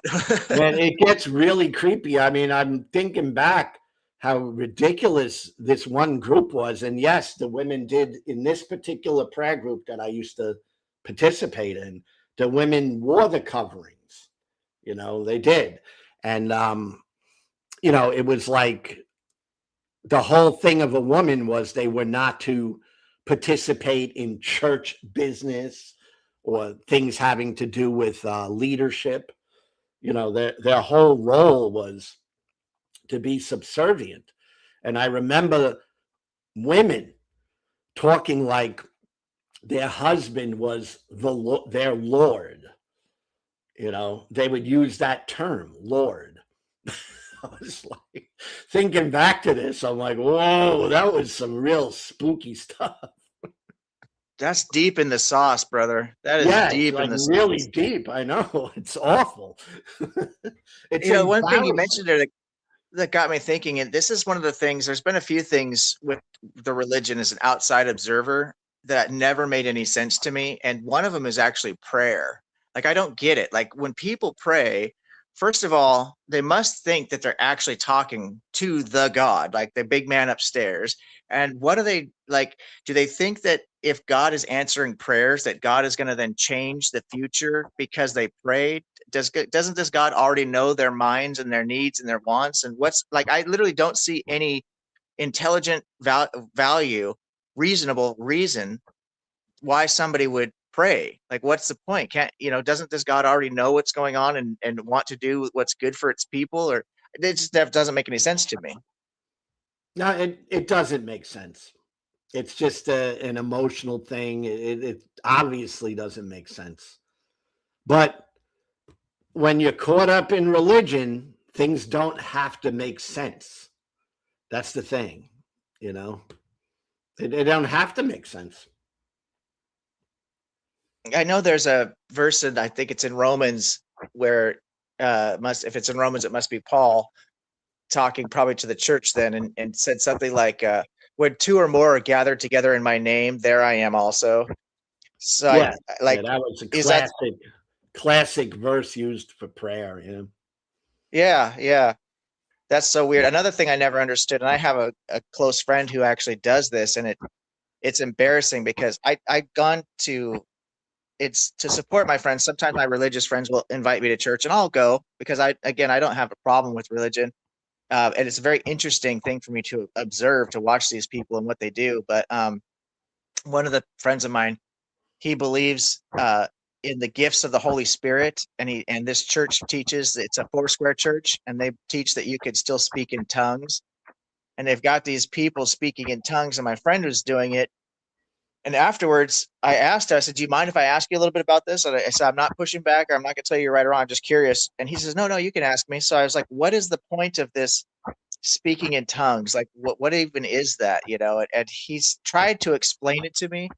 And it was the most incoherent, nonsensical babble that I've ever heard. I said, what is this speaking in tongues? He says, well, the Holy Spirit takes over your body and intercedes in your prayers for you.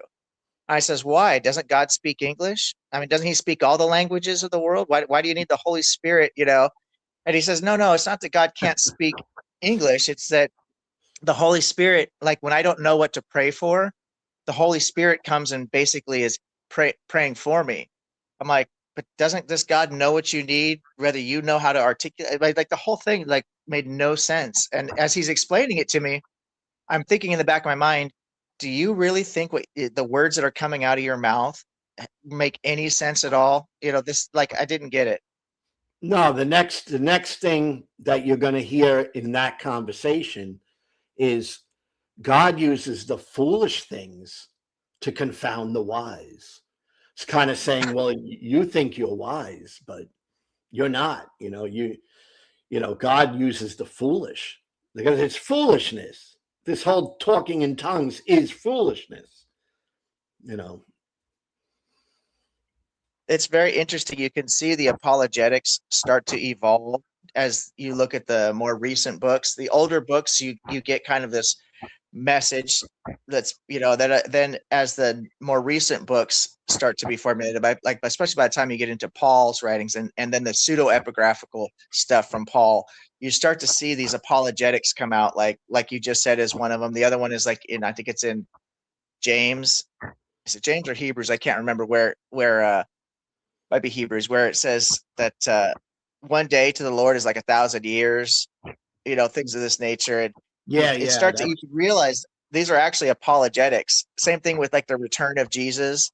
Well, we don't really know when Jesus is going to come. It'll be like a thief in the night, and all this other stuff. But Jesus clearly says that he's going to be coming, and that some of the disciples will not pass away before it happens, his return and stuff. There's so many problems with that whole thing, as anyone who really thinks it through. There's so many problems. Jesus also said nobody knows the day or the hour, not even him, but only the Father. And yet Jesus is supposed to be God, right? I mean, it doesn't make sense. I mean, why would God not know something? That's the other thing that I've observed that makes no sense to me, is the Trinity concept. And I do believe that the Trinity doctrine has been a very, very effective way of kind of weeding out the troublemakers, because if you can't just accept wholesale this nonsensical, completely illogical claim about Jesus is God, fully man, fully God, which literally makes no sense. It violates the laws of logic. And if you can't accept it, then we know already that you're going to be trouble to the church. But if you can just buy wholesale whatever we're telling you, then you're going to be perfect. You're perfectly foolish enough and gullible enough to be a religious person. Yes. Yes, that's what it is. Because if you reject the Trinity in the circles I used to run in, you were not a Christian. You were considered in the out group. You weren't saved. You weren't going to heaven. So you were in the out group. And all it was you didn't accept something completely illogical. I do have some friends who are Unitarians, but I would say well over 90% of the people that I know that are Christians are Trinitarians. Maybe yes, 99%. And most Trinitarians think that the Unitarians are not true Christians.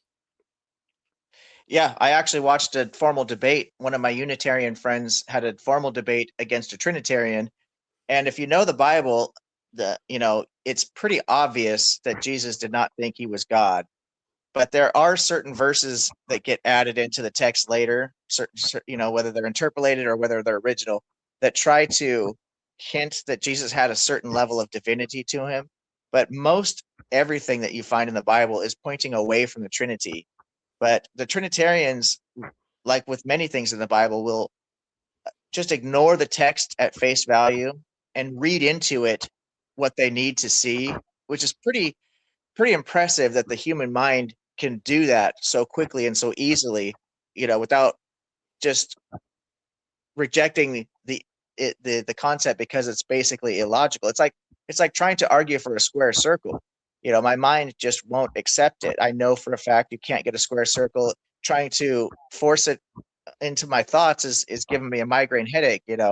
But the Trinity, if you could just force yourself to agree with it, and when you ask people about it, most Trinitarians, if you ask them about it, they will actually try to explain it to you, which is just wild. Like, how can you explain a square circle? It makes no sense.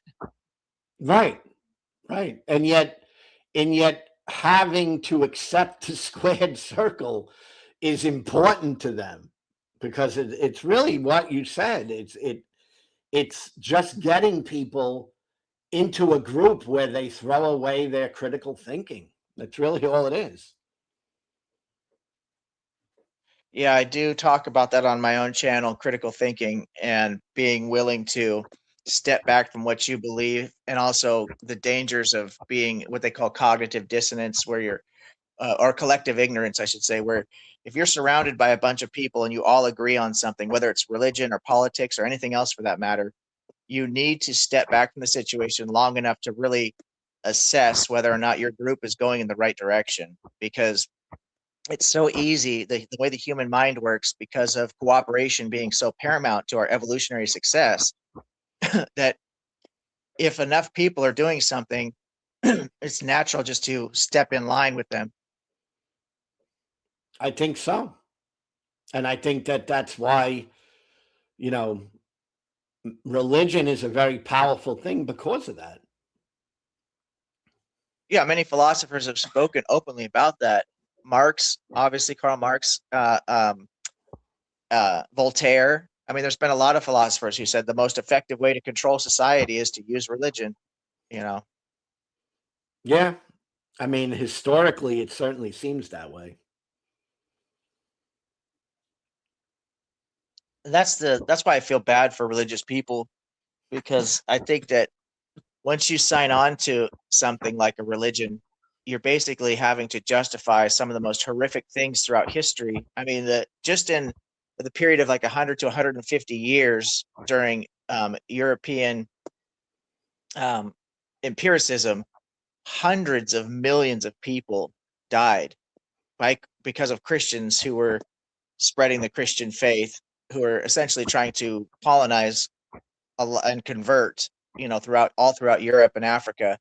And I mean, they killed hundreds of millions of people. Some of them, through direct violence. Some of them through indirect violence by spreading disease. And when you're signing on to, and that's just one short, small window in history. If you look at the whole of history, there's probably been billions of people, possibly, that were killed because of religion, directly or indirectly, which is crazy to think about. That's just horrible. But you're signing on to this, and you have to then try to find ways to defend certain things, and it's just absolutely insane that people do that to themselves. Yeah. And that's, again, one of the things I'm really trying to promote is people being able to think for themselves, to work through complicated things on their own, to be confident that they can, you know, come to a conclusion that makes sense, rather than going to the authority who just drops, they drop the belief system on you. It's like, I'm trying to have a channel that supports freedom of thought. You don't need to have your belief system dropped on you. You can develop it on your own. Yeah, the scientific method and the advancements in science and technology, I think, are going to be the thing that saves humanity for many reasons, obviously, because it's going to help us figure out medicine. We have a better medical process, more advancements in medicine. That's a result of science and technology. So there's an obvious benefit right there. But more and more people, because like I said before, it's the information that we're exposed to that's going to give us the best chance to be convinced. And so if we expose ourselves to correct information, or the information that's most likely to be correct, which is what we do with the scientific method, right? We try to weed out all of the incorrect information, and it's a fairly organized and successful process. It's that will be the benefit to society. But it's wild that there's still people who make claims that there's no evidence for evolution. I've even heard people still say the earth is flat because it says so in the Bible. So there's going to be some people that no matter what you show them or what evidence you present to them, they'll never accept it, which is pretty crazy. But I think most people, if they get exposed to the right information consistently enough, the evidence is there for anyone to see. That's why most religious people are actually what they call theistic evolutionists. They accept evolution because so much evidence is there for it, but they just think that God did it. God created man through evolution, which is a step in the right direction as far as I'm concerned. Yeah. Yeah. It's all about taking steps in the right direction. That's why I'm really been thinking a lot about 2026. I put out a video is going up that I put out. I recorded it, but I'm putting it out tomorrow at 3:00 Eastern Standard Time. And it's just my thoughts on moving into 2026 from the skeptic perspective. What I'd like to see, vision for 2026, so to say. Oh, I look forward to watching that. That'll be perfect timing because I'll be getting ready for work at that time. And I'll be just getting home from the gym at that time. You said 3:00? Yeah, it's scheduled. It's going up.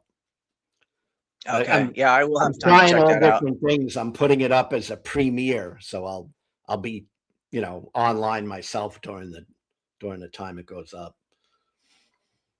Oh, that'll be cool. I don't even know how to do all that stuff. That's the biggest problem for my channel is I really only have like 2 days at the most to do anything with the channel, and that's not very much, which is why I don't expect. I'm blown away it's grown as fast as it has, because I think to be successful on the internet, you need to be consistently uploading, even if it's not the same time every day. You need to put out a lot of content, 4 to 6, 7 videos a week. I would the say biggest. for sure that's going to help.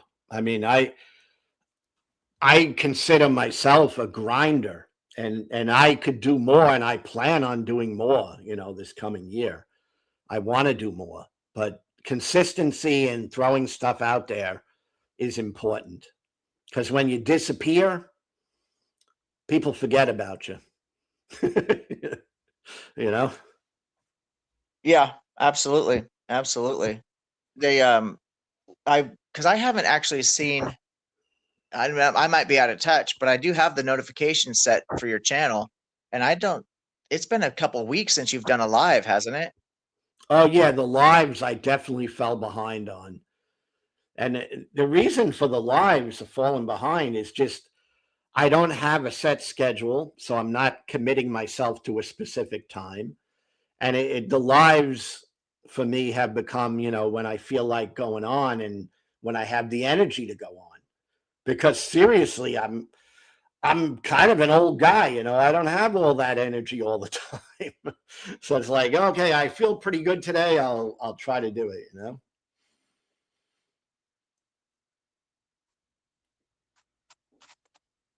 Yeah, I don't. There's no way that I can invest that much time. I almost don't even have the 2 days to give, to be honest with you. But I have been really pleased with the response, and it has kind of inspired me. I've talked to a lot of people even offline or on different social media platforms and stuff, and I was blown away to find people had checked out the videos and shared them even with people, and they came in and found me and wanted to talk about certain things. So it is resonating with some people, and I do feel like, you know, my own personal feeling is my purpose on life, I think this is true for everybody, is to make the world a better place for being in it. And I feel very strongly about that. And I think the best thing that I can do, and I think most of us can do, is to try to align ourselves with the truth and then to share that information. Because as I said before, the environment that people are in, the information they're exposed to, that's the best hope we have of convincing people of what's true. So I'm trying to do my part in just getting out good information, helping people think a little bit more critically about the things they believe, irregardless of whether we're talking about religion or politics or culture, social things, whatever, because that's the only way that we can make the world better. One person can't really do it, but one person can come up with an idea, or one person can maybe say the right thing. Somebody said something very interesting to me that I really appreciated the other day. They said that you should listen to everybody, no matter who they are, because you have no way of knowing if the next thing that you hear is going to be the most important thing you'll hear your entire life. And that really resonated with me. I thought, that's true. You never know where that good information is going to come from. Even if the source is dubious, somebody might say something that just really flips a switch in your head and helps you change the path that you're going down and align yourself with something that's true. Yeah, and it's just, to me, that's just being open-minded. My mind is not shut. I'm interested in hearing what people have to say. Yeah, I think that's grounded in fear. The closed-mindedness is actually grounded in fear. People are afraid to face the idea that what they believe might be wrong.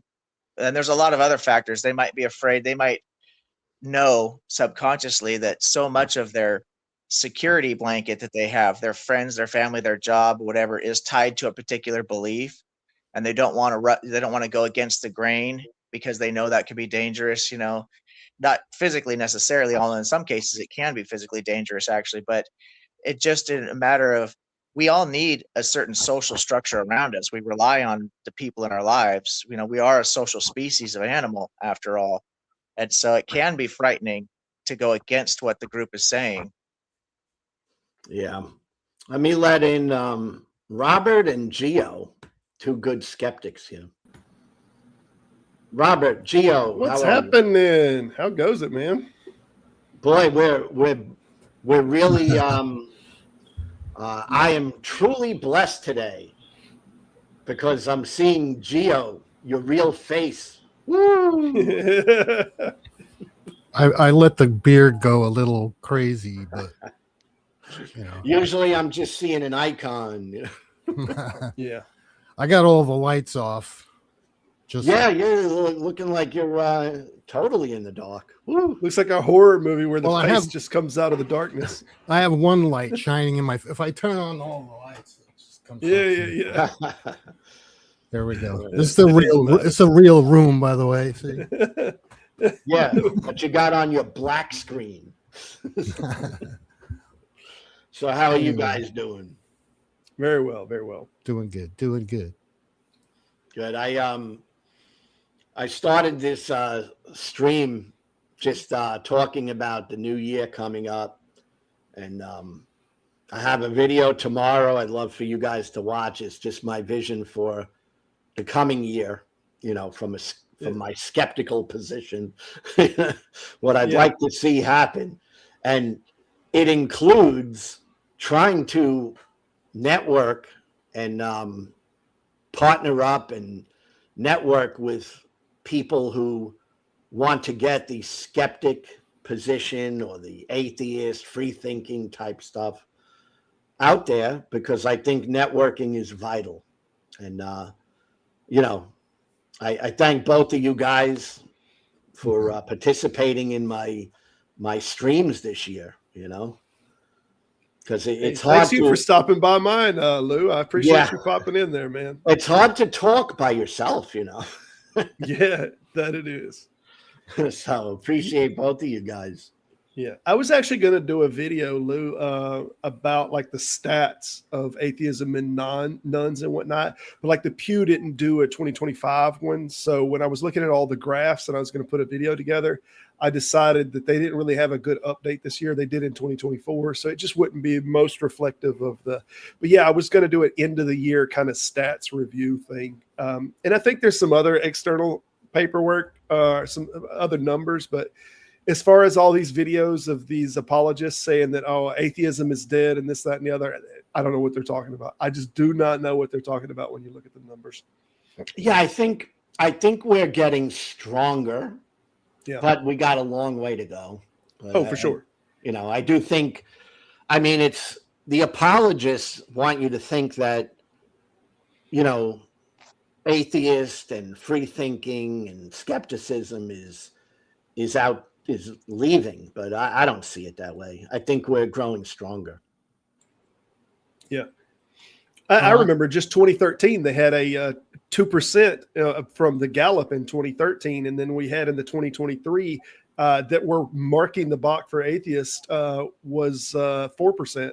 We're talking about a doubling over 10 years between 13 to 23. Yeah. Yeah. It seems like it's more accepted than the past. Yeah. I mean, I remember when I became an atheist, and that was 12, 13 or so years ago, seemed like I was more in the minority. You know, there's more people out there that at least, you know, seem to be on my same side when it comes to how they're thinking about religion, you know? The ones that I looked at when I was looking into this, and I can't remember which survey it was, but basically it was, I think, atheism/agnosticism was up to 7% of the global population. And I don't have the specific study. Yeah, that it is 7% is what I saw in the 2024 one. Okay, yeah, and I did but see the that. nuns boom is huge.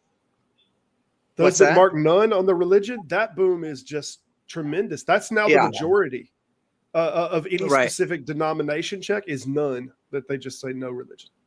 Well, that's covered. Well, I've heard atheist content. I've heard atheist content creators make the claim that atheism is actually growing faster than any other religion, even faster than Islam. Well, the nuns encompasses a lot of religions that aren't on that you can't check. You know what I'm saying? So if you're, say, you believe in Odin, is that on the checklist? Yeah, I don't know about that. No, well, then you might be right. You'd have to claim none. Then. Yeah, the Celtics got to come back on that, or they might have other on the. Yeah, they might have other on there. Other rather than okay, none. that's different. Yeah, but yeah, you're right that there is like that specifically in Ireland and whatnot. We have a Celtic comeback. We have some groups that are starting to bring back those Celtic religions. It's small. I don't know what its growth rate is, but it's interesting. Well, I'm from a Norwegian heritage, and the whole thing is Viking centric. You know what I'm saying? Yeah, sure, certainly. So of course I looked into that, and I've been a skeptic my whole life, but I'm not going to believe that Odin and Thor and Loki and all those other gods are out there affecting my life. I just can't see that. But well, we know that you can't, because you wouldn't have called them by that slang Odin name. You'd have called him by his true proper name, Wotan. Well, you're clearly not a true believer. And you know what? I also chair a group on DeviantArt called Scandinavian Vikings. Da-da-da. I hear you. Anyway, so isn't Thor where we get the day Thursday? Yeah, it's named. Well, Thursday, Wednesday, Thursday, and Friday we get from that pantheon. We get Wednesday is from Wotan. That's is how it's named, and I don't know how the etymology slipped the way it did, but we got the father, the son, and then the wife Frigg for Friday. So then we got Wednesday, Thursday, and Friday from that pantheon. Now, if you were a Christian, thinking wise, if you thought like a Christian, you would say, see, Thor is real. They even named a day after him. Right. Well, that's why I don't have a problem with Christmas. And people tell me like, well, you don't have a problem with Christmas. I say, no more than you have a problem with Thursday. Do I have a problem with Christmas? Well, belief is one thing, making claims that Odin or Loki or any of those other gods are doing anything for anyone is another thing. You know what I'm saying? Yeah. I mean, I'm looking at it I don't have all this philosophy behind me. I don't have any great knowledge. I was in the service. I got out of high school. I didn't go to college. I didn't go to school. I went to work. That's what I did. I mean, Lou and me are cut from the same cloth, except he went in the religious route or route. Yeah. I took the non-religious route from the same area. I was brought up in New York, in Staten Island, in the city. Hey. I roamed the city. I know what it's like to live in New York City. Except he was religious, and I wasn't. We could have met and never even known it. And Yeah. because back then I never met someone who said, "Hey, where do you go to church?" It's never something I never said, but other people have always said that to me. Have asked me, like, the first thing they want to know. But this is back then when I lived in New York, was, "Where are you from? What church do you go to?" And I'm like, well, they assume I'm a Christian, I guess. Everyone assumed everyone else was a Christian. Why is that? It's Just a tacit assumption. I get it all the time. I've actually, at work, I've even had people pray for me and say, well, bless you, brother, and this, that, and the other, and think that I am because of some vernacular or whatnot. Yeah. And generally okay. at work, I don't correct any of that unless there is a let's do a prayer. And at which point I'll say, no, Chief, I'm not interested. But short of that, I don't have a problem with that. I have delivered things back when I was doing, I was working as a store manager for a rent-to-own, and I've had customers that have always thought of me as a Christian, and I've just never told them any different. Never, we don't have that conversation. They say bless you, and I say yes, sir. Have a great one. Take care. I try to avoid religion in my world. Like if I'm doing a business transaction or something, I mean, I just stay away from it. Well, Because I've you had can ruin the whole deal by saying, by saying I'm an atheist. It ruined the whole deal. well, So I don't want to go there. that word is branded by Christians to mean something that it doesn't mean. You know what I mean? And so when you say that to them, they have this idea of something else. And that's why I tell them if anyone asks, I say, well, I'm a non-believer. I don't. Same exact, Gio, we're in the same exact thing. That's all I'll tell people, because there's this connotation along with atheists that they have some preconceived ideal of what it is. So I just say, no, I'm just not a believer. Right. But then I broach the subject. I throw atheism in there because I tell them that I'm a non-believer, but I'm also atheistic towards some beliefs, as well as I hold anti-theistic views, and I hold a lot of different views. If they want to go into that, we can. But normally, if I tell them I'm a non-believer, they get it from the jump. I gotcha. So. I do business with people, not so much anymore, but because I'm not really working much anymore. But when I was doing business, definitely stayed away from religion and politics. And when someone says they're whatever, Christian, Jewish, I always nod. Oh, that's good. That's good. That's it. Well, I also get a reaction when I tell them I'm a non-believer. They go, really? They're surprised. I'm like, well, why that reaction? What is cluing you in that I'm not a Christian? I've used the term I don't subscribe also, because people have said they'll start talking about religion and trying to kind of nod me into, with this, that, and the other. And I'm like, no, I don't subscribe. And they're like, what do you mean you don't subscribe? I'm like, yeah, I don't subscribe to any religions. So, and then sometimes the conversation will, just because it's getting pushed in more, but short of that, and that's only with like coworkers and whatnot. That's generally, I do a sales route and I have a bunch of customers and whatnot. We don't really have these conversations. It's trendy to say you're not religious, by the way, even in Christian circles. Well, I'm in Louisiana, so it's not as trendy down here as you think. I'm not religious because they think, oh, neither am I. I'm not religious either, but I have all these preconceived notions. I met a woman. I think that.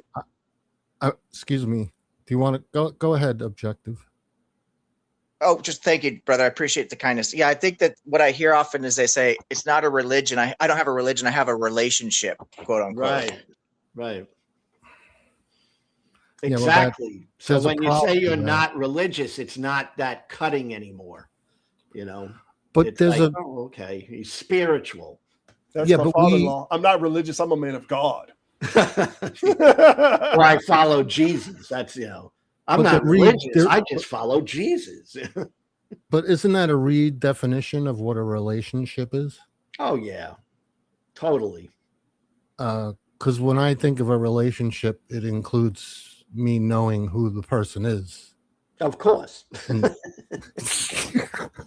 Of course. it would have to include that. I'd have to be able to interact with them and know who they are. Of course. That's part of Yeah, it. but But you see, Can I that's ask a where question? it differs. That's where it differs. It's not the same. Can I ask Go ahead, ask your question. Brooklyn Lou, I know for sure you used to be a believer, and Robert, Skeptic Philosophy, I feel like you said you used to be a believer. I could be wrong about that. I don't like to misrepresent. But yeah. you're right. So, and if you're not comfortable with this, feel free to ignore it or whatever. But it's one thing I've always wondered about the believers. Brooklyn Lou and I were talking about prayer earlier. Was there ever a time in your walk, in your religion or whatever you call it, that you actually felt like God was talking to you or speaking to you or affecting you, like literally? Or was it just something you were just trying to convince yourself was happening? And if I just say the right words, but was there a time where you really thought, oh, God spoke to me? Oh, absolutely. I fancied myself called into the ministry. Now, I want to hang on one word that you said. You said literally. I think that might be a little bit of, did we feel as if we had an audible voice? I can't say that I felt as if I had an audible voice, but I felt a manifestation of a material drive, of a purpose that, no, this is that which I have to do. And I felt that thing was instilled in God, that I was called into the ministry. But we've had other people talk on this, and Kurt actually talked on this, and I can't remember the gentleman that he mentioned that was a popular atheist. He was a preacher at one time, and he said that he felt like God was guiding him down this dirt road, and every time he was making a turn that he would go this direction because he felt like God told me to go to this direction, and then he turned this direction. He felt like God was leading him, and then when he got to the end of the road, it was the dead end. And at the time, he rationalized that as something that I don't understand it, but somehow that's how God wants me to be here in this place at a dead end. But when he came away from the religion, he rationalized it as, dude, I was just making stupid turns and I just came to a dead end because I thought God was leading me, I used to feel the same way as Robert. I mean, I never would say, God literally spoke to me audibly. But I definitely would go down the road of, he spoke to me in the spirit. The Holy Spirit spoke to me. And he doesn't talk in the way that people talk. He talks in Holy Spirit talk. And now talking about it is really silly. It's like, No, that is wild, and I'm not intending to embarrass anybody. I just always question that, because to be honest with you, there's actually a time, at least once, maybe twice in my life, where I was in such an extreme situation. In fact, one time, so I build boats, and I'm a designer, and I was testing out a new kayak design, and I got myself trapped upside down in big water, and I was drowning. I was dying, literally. I was going to die, and I heard at one point I decided I was struggling. I couldn't get myself righted, and because I'd lost my paddle, so I wasn't able to do a roll. And there was a point where I just kind of gave up. I realized, okay, I don't want to die struggling, because that's a shitty way to go. So I just decided to be at peace with everything and just focus on the good parts of my life and stuff like that. So I literally gave up. And I tell you, for one thing, that's the most peaceful state I've ever been in my entire life. When you can embrace death, like seriously, just embrace the fact that you're dying. It's pretty wild. But I swear to God, it felt like I heard this audible voice saying, "Hey, dumbass, if you don't flip this boat over, you're going to die." And I was like, oh shit, I better give it one more good go. And I did. I ended up, obviously I'm here today talking about it, but it felt like inside my own head, obviously this is happening, but it was so loud and so stark, it felt like it was just outside of my own body. And I've never been a God believer. And I certainly don't think it was God talking to me, but this can happen within the mind. you can hear something Absolutely. that's almost like outside of yourself if the adrenaline is flowing high enough. I attribute all of those things like that. I do think they happen, but I attribute it to the human brain, the mind, intuition, intuitiveness. You know, I don't think there's anything Fight or flight. Yeah, all that stuff. You know. Yeah.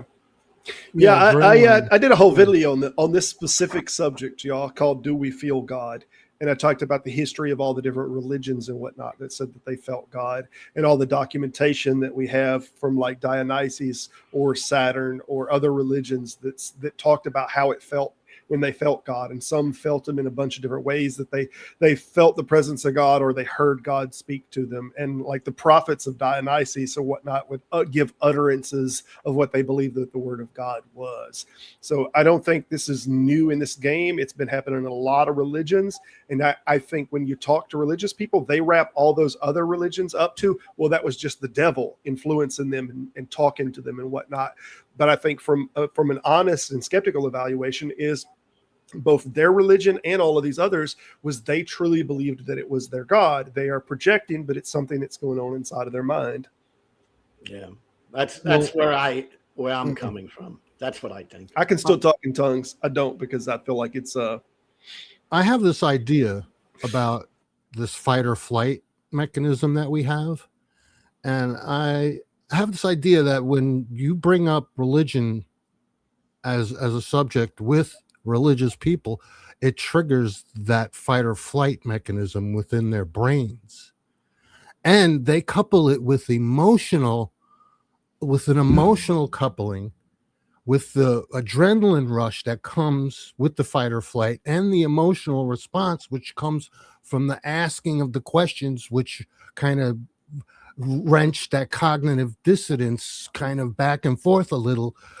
That brings in the fight or flight thing. So their mind starts making up things to fight the cognitive dissonance to keep themselves from hearing the questions. And does anyone know what I'm trying to say? Oh, absolutely. They guard it like a pearl, like you've now challenged it. No. There is this very standoffish, almost brutish kind of, but you got to it's different people. You got to hit the right question. And when the way that it lands, it's not everyone. It's not everyone, but there are many people that to challenge this ideal that they hold, if it gives any real challenge, this is what we misuse the term cognitive dissonance all the time. But the thing of cognitive dissonance is it is the discomfort that is filled when you're holding two things to be simultaneously true at the same time. Yeah. So if someone begins to hold something simultaneously true, and maybe it's just questioning, like, is this real? Did I really feel God? And if they start to do that, there is this very discomfort thing that comes over them, and many of them get very standoffish and very brutish very quickly. Yeah, I think that triggers this fight or flight method. Yeah. And some of them they fight tooth and nail, and they'll double down, triple down, quadruple down, or they'll just run. Yeah. I mean, it's a perfect response. Same thing. You see this same exact behavior pattern in people who are in an abusive relationship. I hate to say it, but it's the same type of the thing that happens. It's really freaky. That, I have been looking, because I've been looking a lot at free will lately, on top of philosophy and everything else I'm trying to study while going to work and, actually doing productive things with my life. And there's stuff I'm looking into called split brain studies. And I don't know if you guys have looked into the split brain patient and how they've been doing studies on this, but when they separate the two halves of the two hemispheres of the brain, and I wonder if this outside effect that we're experiencing isn't the opposite hemisphere, being aware of thoughts that are happening in the opposite hemisphere, because we're generally thinking that we have one cohesive thought process going on, but there's this connection between the two hemispheres that all this information gets combined subconsciously, and then we receive it as one combined thought, and that's what we think is a kind of a conscious thought. But there's really two different hemispheres of the brain that are working independently behind the scenes, and so I'm wondering if that has something to do with that. Have you sure you haven't watched my video on Do We Feel God? Because we talked about the split brain and everything on it, like everything that we're talking about. I watched it. I don't know if No, I objective. haven't, Robert. I need to. I'm behind on your content. I did watch your guys' debate, discussion, whatever you want to call it, on objective morality. Was that yesterday? You did that? I Yeah, think that I was saw yesterday. that one. I thought Yeah. that was a fascinating conversation. But no, I haven't seen. I I haven't wanted seen the to one be you're talking courteous. about. And anytime I have somebody on the first time, I want to give them a lot of time and all to talk. But I didn't.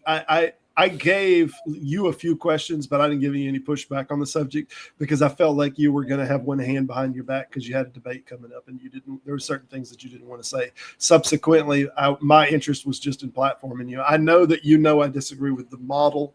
I don't think it the case, but I wasn't going to get into the subject. Whereas this gentleman, like he was willing to have something of an argument, and I said, well, we'll have a civil conversation on it. I don't want to have an argument, but we'll have a civil conversation on it. And I tried to give him, and hopefully I acted proper and gave him plenty of time to articulate.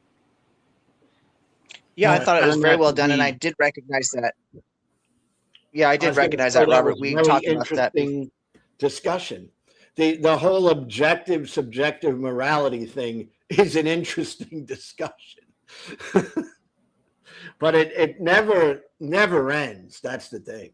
It's like it never really. I don't know that it means anything. Like I'm now at the point, like I don't. What the hell does it do either which way, whether it's objective or subjective? It wouldn't change my mind either which way as to what it is that I need to act and how I need to behave. So I think at some point it's just a categorical thing we're trying to define in like the origins of it, but it doesn't change anything as to how we behave. Well, if you just take it Yeah, there were to two its things. absurdity, if you take it to its absurdity, it becomes really ridiculous. You know, this whole notion of divine command and is this ethical? Is that ethical? Is this bad? Is this good? You know, just take it. If you have some agency outside of everything commanding you to do a certain thing, let's run with that and see where we go. See where it takes us. Yeah.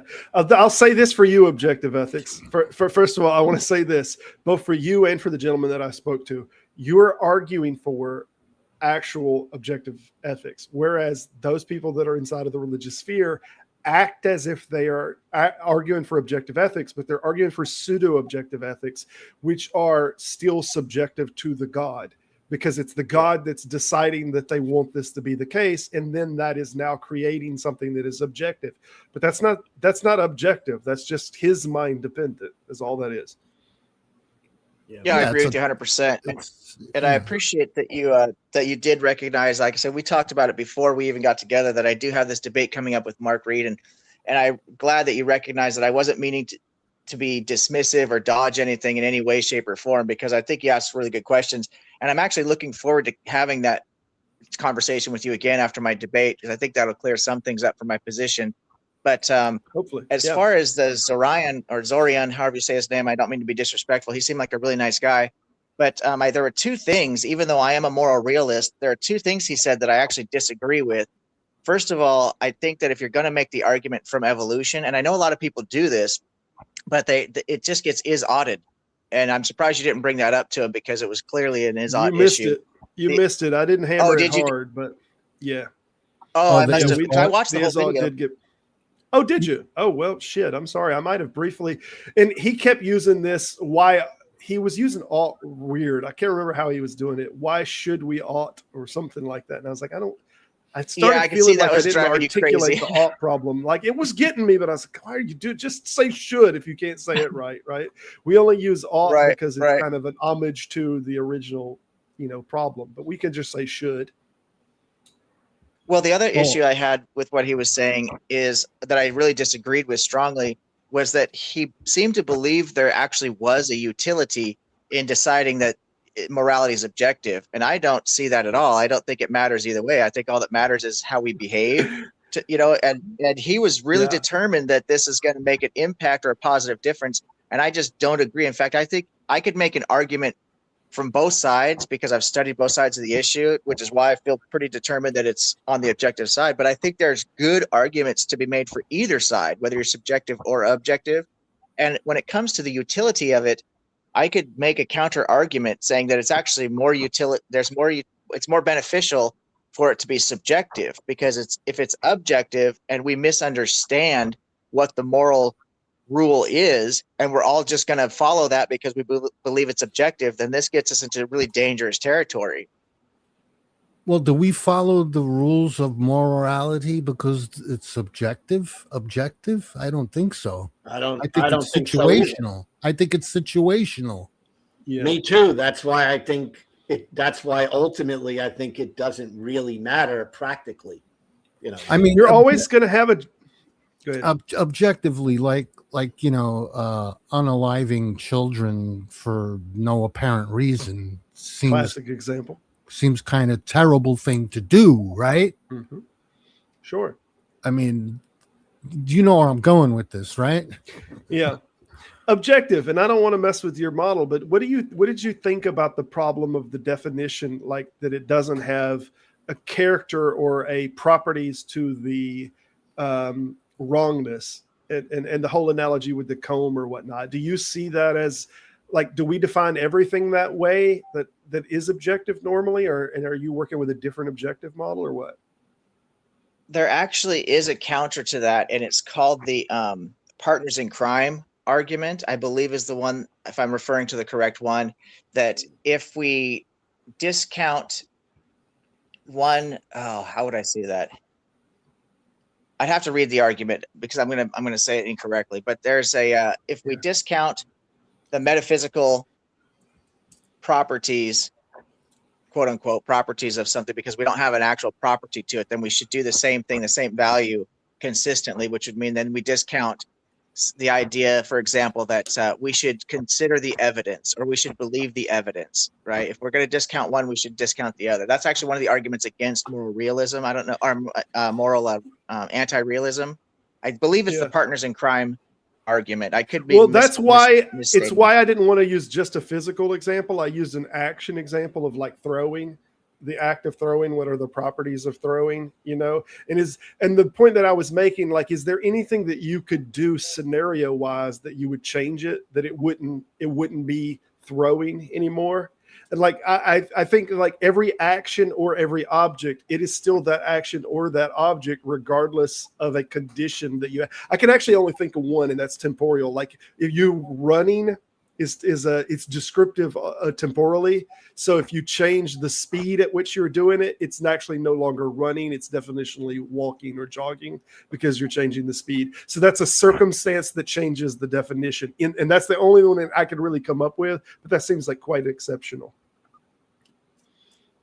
And I do think that there are actually reasons to justify unique metaphysical traits or metaphysical qualities, depending on what the situation actually is.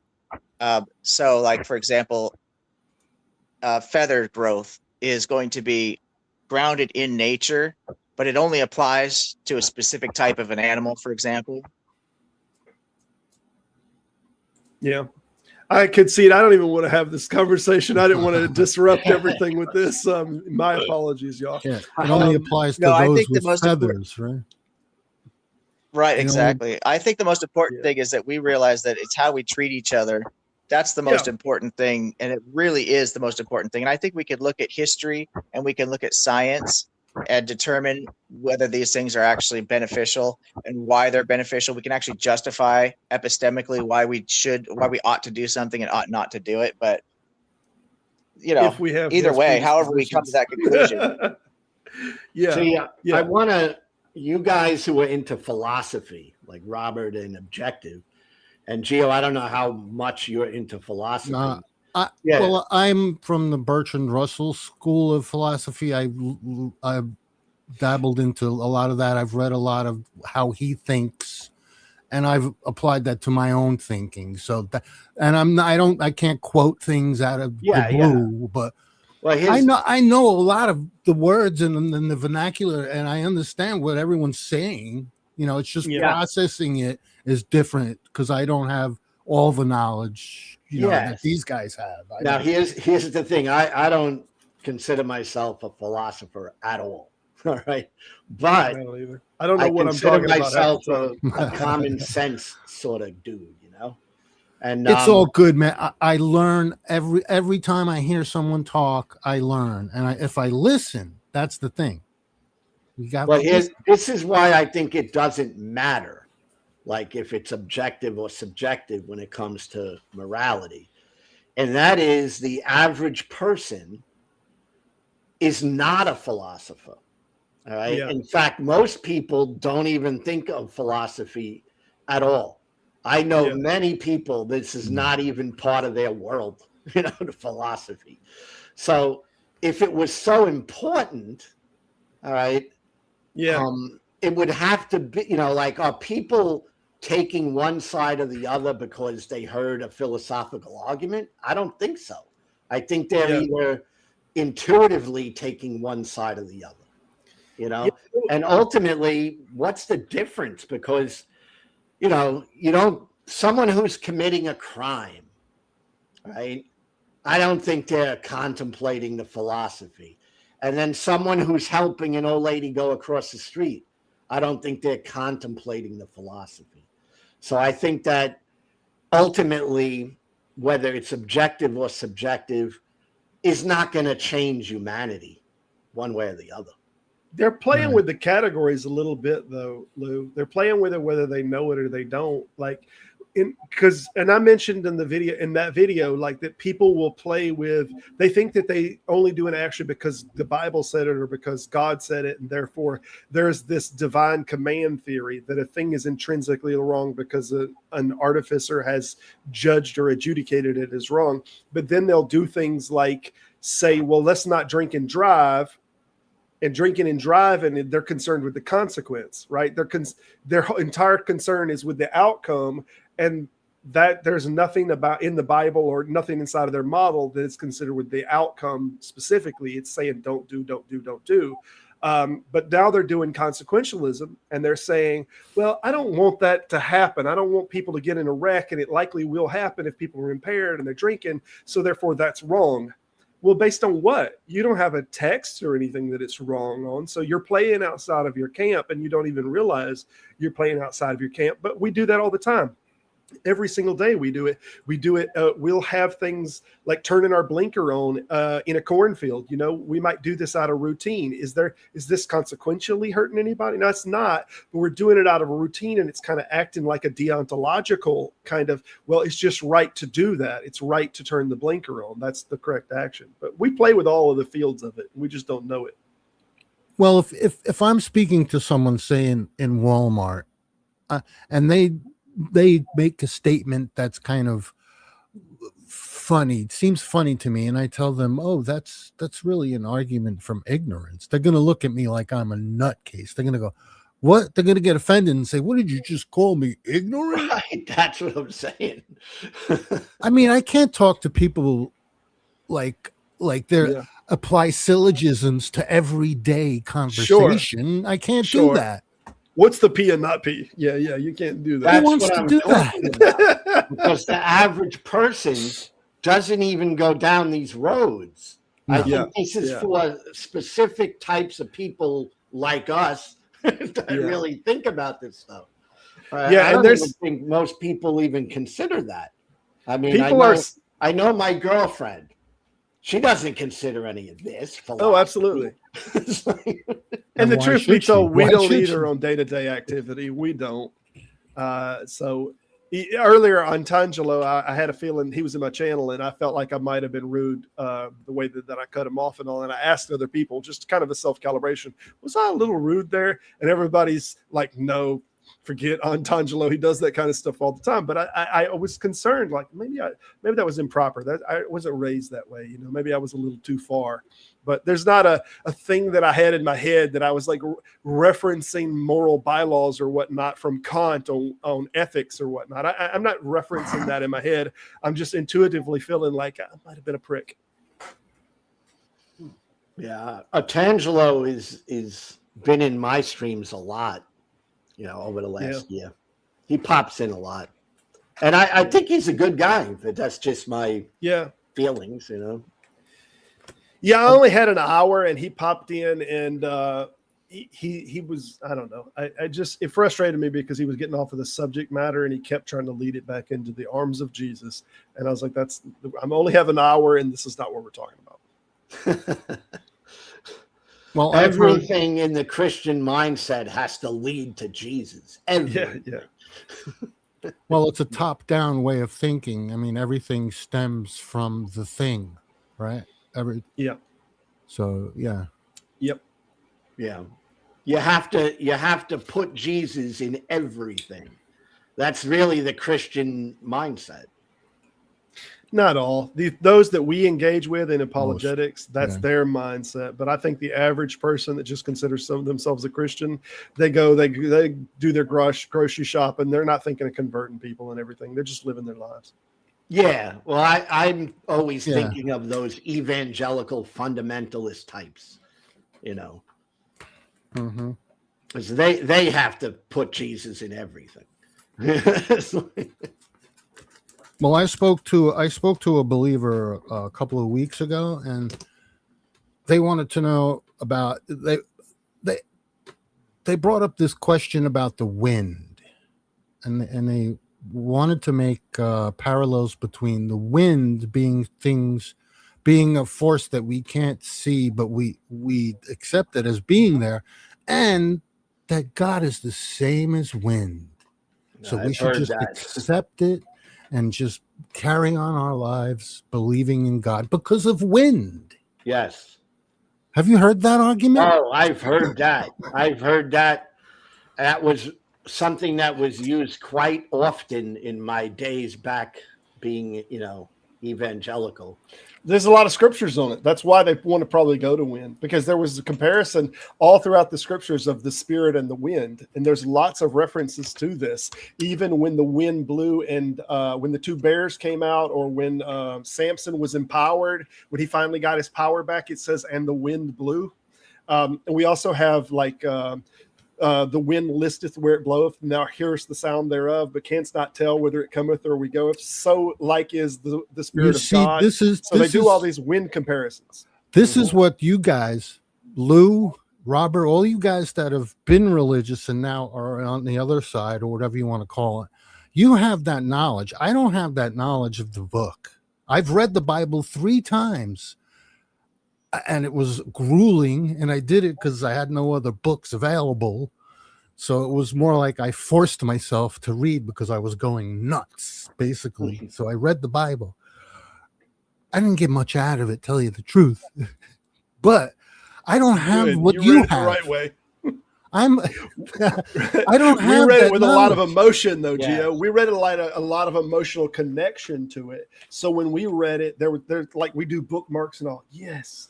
And we have like emotional connection to the things that we're reading. It was just so a that's why page the memory turner. is so- I was just turning the pages, man, for posterity, just to keep myself busy, turning the pages. But there is a lot about that with God and the rushing wind. The Holy Spirit is often talked about as being wind. Yeah. Well, fire with the Holy Spirit more in the New Testament is more. It has reference to fire. I've heard in actual church services, like in the past, where the pastor is speaking and he's saying, the Holy Spirit, I could feel it coming in like a rushing wind and stuff. Yeah. Like that. Well, I tried to approach the argument and in a way that they would understand, and tried to tell them that we can measure wind. And I mean, it's something that we know how wind works. We have maps of how the wind works. We have maps of the world that tell us where the wind is more swirly and where it's not. We have all this information about where the wind comes from and how it's generated. Yeah. So there's no question that we know what's going on there, right? Yeah. They make the wind into something we know nothing about. You don't see the wind. That's the argument they give. I blow the piece of paper for the visual aid when they talk about the wind. That's why I said I do the little. Okay, that's predictable model. We can prove that that's real because it is creating Right. a consequence that we can predict, and we know that thing, you can do the same thing with electricity or whatnot. So it has predictive qualities that we can give action A and expect Exactly, action yes. B, and that's just, we know that it's Yes. going to happen. And So- predictive power is a big deal with Yeah. with a lot of claims that people make, and how they postulate their arguments, right? I mean, things that have predictive power are relevant within the world, right? Yeah, Predictive power. and testable. Wind is testable. Exactly, yes. And You know, you can test God it, God is utterly not testable. but I can give you the same test, everyone the same test, and it would all read the same way as far as wind is concerned, right? Yeah. If I, Yeah, with I the give- wind, I mean, yeah, if but I you give have you things yeah, go ahead. like love gets used a lot in this scenario too, and people use love, I think, in the circles that I talk, more than wind, because wind, it's not as immediately predictable, but whether someone loves you or not, it does have predictive qualities. I mean, if someone does love you, there are certain expectations of behavior or whatnot that you just grow to expect, that's a product of love. You look at parents' relationship with their children and whatnot, this is obvious that we know what outcomes are going to happen. Put a child in danger and you'll find out quick that parent loves them. And you'll find out painfully, probably. Oh yeah. Yeah, but love, you see, I use love in a different way. Like, I use love with the whole morality thing. It's like, love is something that most people understand, or they have a grasp of love, at least to some extent. But love isn't objective, right? It's not. Right. It's in the mind. It can't be otherwise but the mind. And you know what? I wouldn't want it to be not in the mind. To me, people seem to think that things are more or less valuable because they're mind dependent or not Yes. mind dependent. And it's so weird that they do that. Like, there are things that are in my mind, such as love, or in someone else's mind, that it's important to me that it is in their mind, that it's not an external thing. It wouldn't make it any better to be an outside thing. Well, the whole idea, one man's virtue is another man's sin, or whatever. Did I say that right? There's two. I think you're mixing two together. One man's trash is another man's treasure, but I think Something the like virtue that. is Yeah. I mixed it up. Yeah. Yeah. But you know what I meant, I think. Yeah. Yeah, like what I find beautiful, you may find repulsive, right? Yeah. And Right. vice versa. Because it's subjective. That's why. Right. It's Unless you're hiding some weird body art under the bed. I've seen some of your creative art Yeah. videos, so I doubt that I would think that they're pretty good. We're pretty much on the same page. I just don't have the capability. Oh. Well, I've been doing it a long time. And I was a traditional artist before. So I was into sculpting Oh, and really? drawing, and yeah. I'm self-taught. Like, I never went to school for art. I went right into the service out of high school, and that's what I did. But yeah, I've been drawing and doing art my whole life. Loving every minute. It's probably something that is therapeutic for you too. Oh, I'm telling you, man, it takes me away from everything. Yeah, and And that's so, and I also am an avid bicyclist, and I've done, a cycler. I just get on the bike and ride. I don't wear spandex. I just, whatever the way I'm dressed right now, jump on the bike and go. That's how but I've done it my whole life. I've never been without a bicycle. So this is another thing that takes me away from my own head and from the whole world, so to speak. And I get out there on my bike. I get out into the field. I go into the grass. I put my feet in the grass, and I go, wow, I'm alive. Here I am. Yeah. I think that those things, I guess the word would be ground you. That's grounding. And in a way, yes, but I'm not even realizing it. So I'm doing it without even any care of that I'm doing it. Just doing it naturally.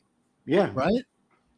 Yeah. Well, I think that helps you. I mean, I would think that helps you psychologically a lot.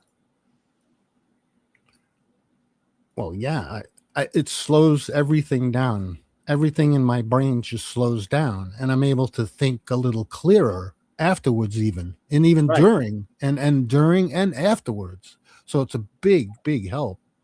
Yeah. That's what I mean. That's some might say priceless.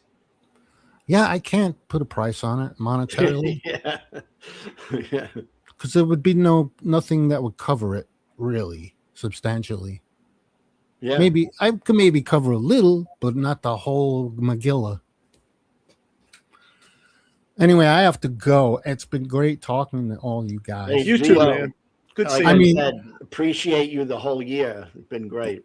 Well, I make videos for a lot of people in the community, and it just so happened that you were in my mind at the time, so that's what happened. Now, SP has been in my mind for quite a while, so I may be throwing you a bone soon Hey, enough. I've thought about asking you for something, man, but I was like, no, I'm not in this community long enough. A lot of these, I don't want to do that. Well, that's So how I do it.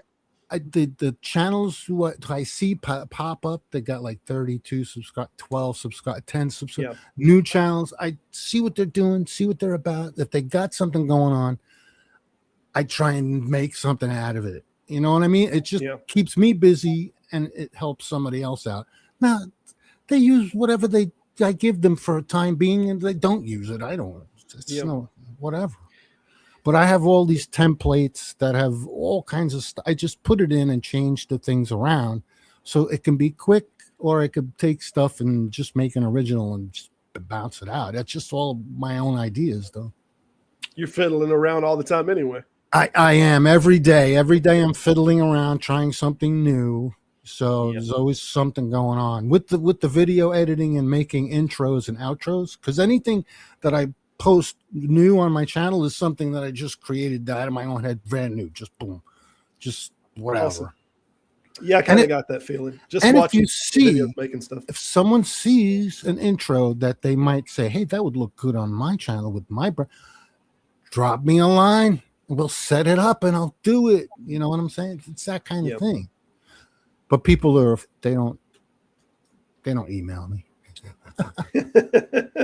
I've thought about it more. Hey, man, when I was struggling with that little video with the music video, I was messing around with it. And I was like, damn, I wonder if I should get a hold of Gio. And I was like, I don't know him well enough yet to be trying to ask him for his time and whatnot. So, well, you hooked up.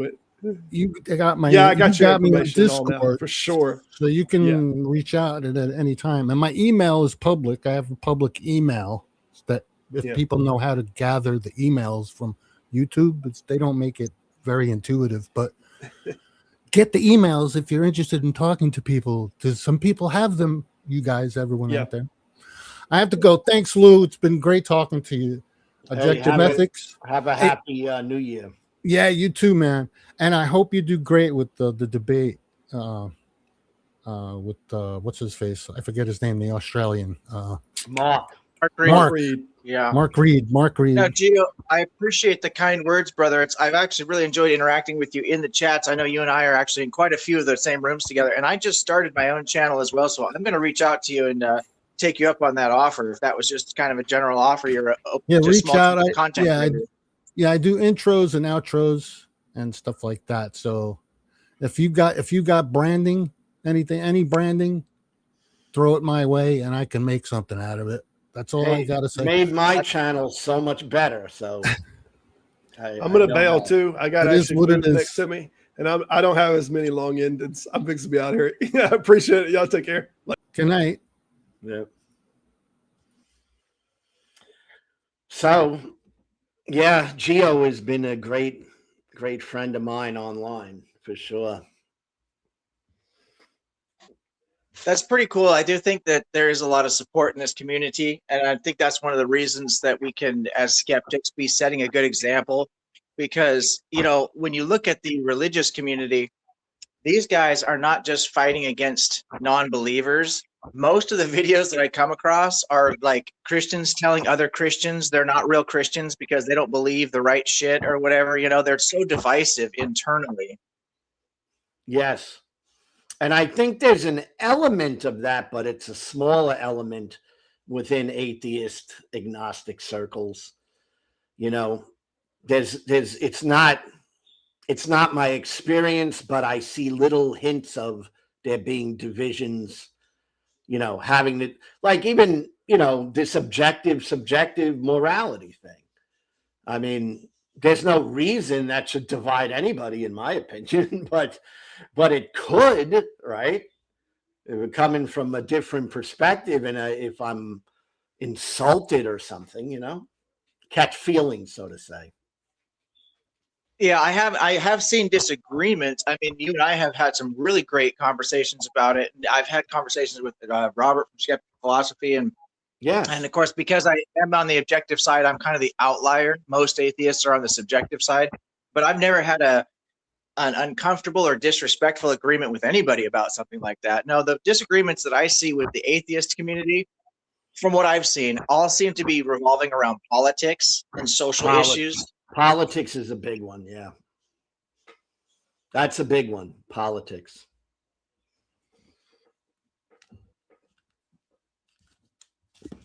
Let me let in Scott here. Hey, Scott. Hey, what's up, guys? Can you hear me okay? Because I'm using a mic and a little vocoder. Is it coming through okay, though? It's a little, I mean, it's coming through, but there's a little bit of distortion, I guess. Distortion? Okay. How about that? Is that better? No, that's awful. That's awful. How about that? You sound like Mickey Mouse there for a minute. Oh, Lord. I knew this thing was going to act up. Man, I'm having a little problem on my headphones. I tell you what, man, I'm gonna call back at another time. All right. Unfortunately. Yeah, sorry about that. Hey, OE, I just wanted to say, hey, man. Yeah, Happy New Year to you. And I love that hat, by the way. I'm glad you stopped in at least long enough for us to check that out. That's fantastic, brother. Thank you, sir. Thank you. I've been switching from fedora to cap, back and forth.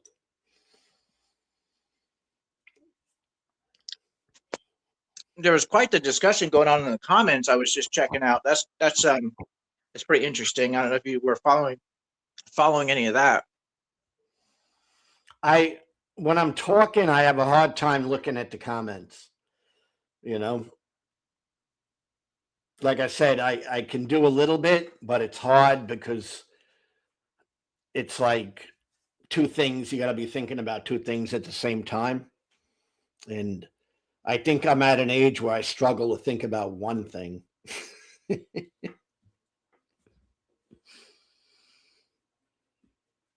Yeah, I'm the same way. I've been a guest on several channels, as you know, and I'm just to give all my focus to the people I'm talking to is hard enough.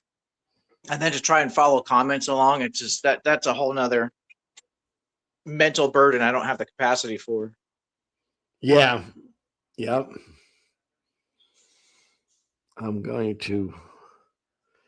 I have been slowly changing my headgear. I'm going from have hair to not. Yeah, skeptic. Okay. So anyway, I'm going to go and eat. I appreciate everybody who stops by. All right. And I'm really looking forward to a great new year. You know, want to keep it interesting.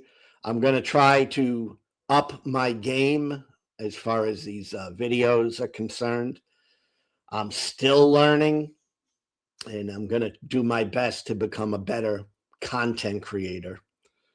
But appreciate everyone. Like, subscribe, comment, and we'll see you all again next time. Have a good one, Objective.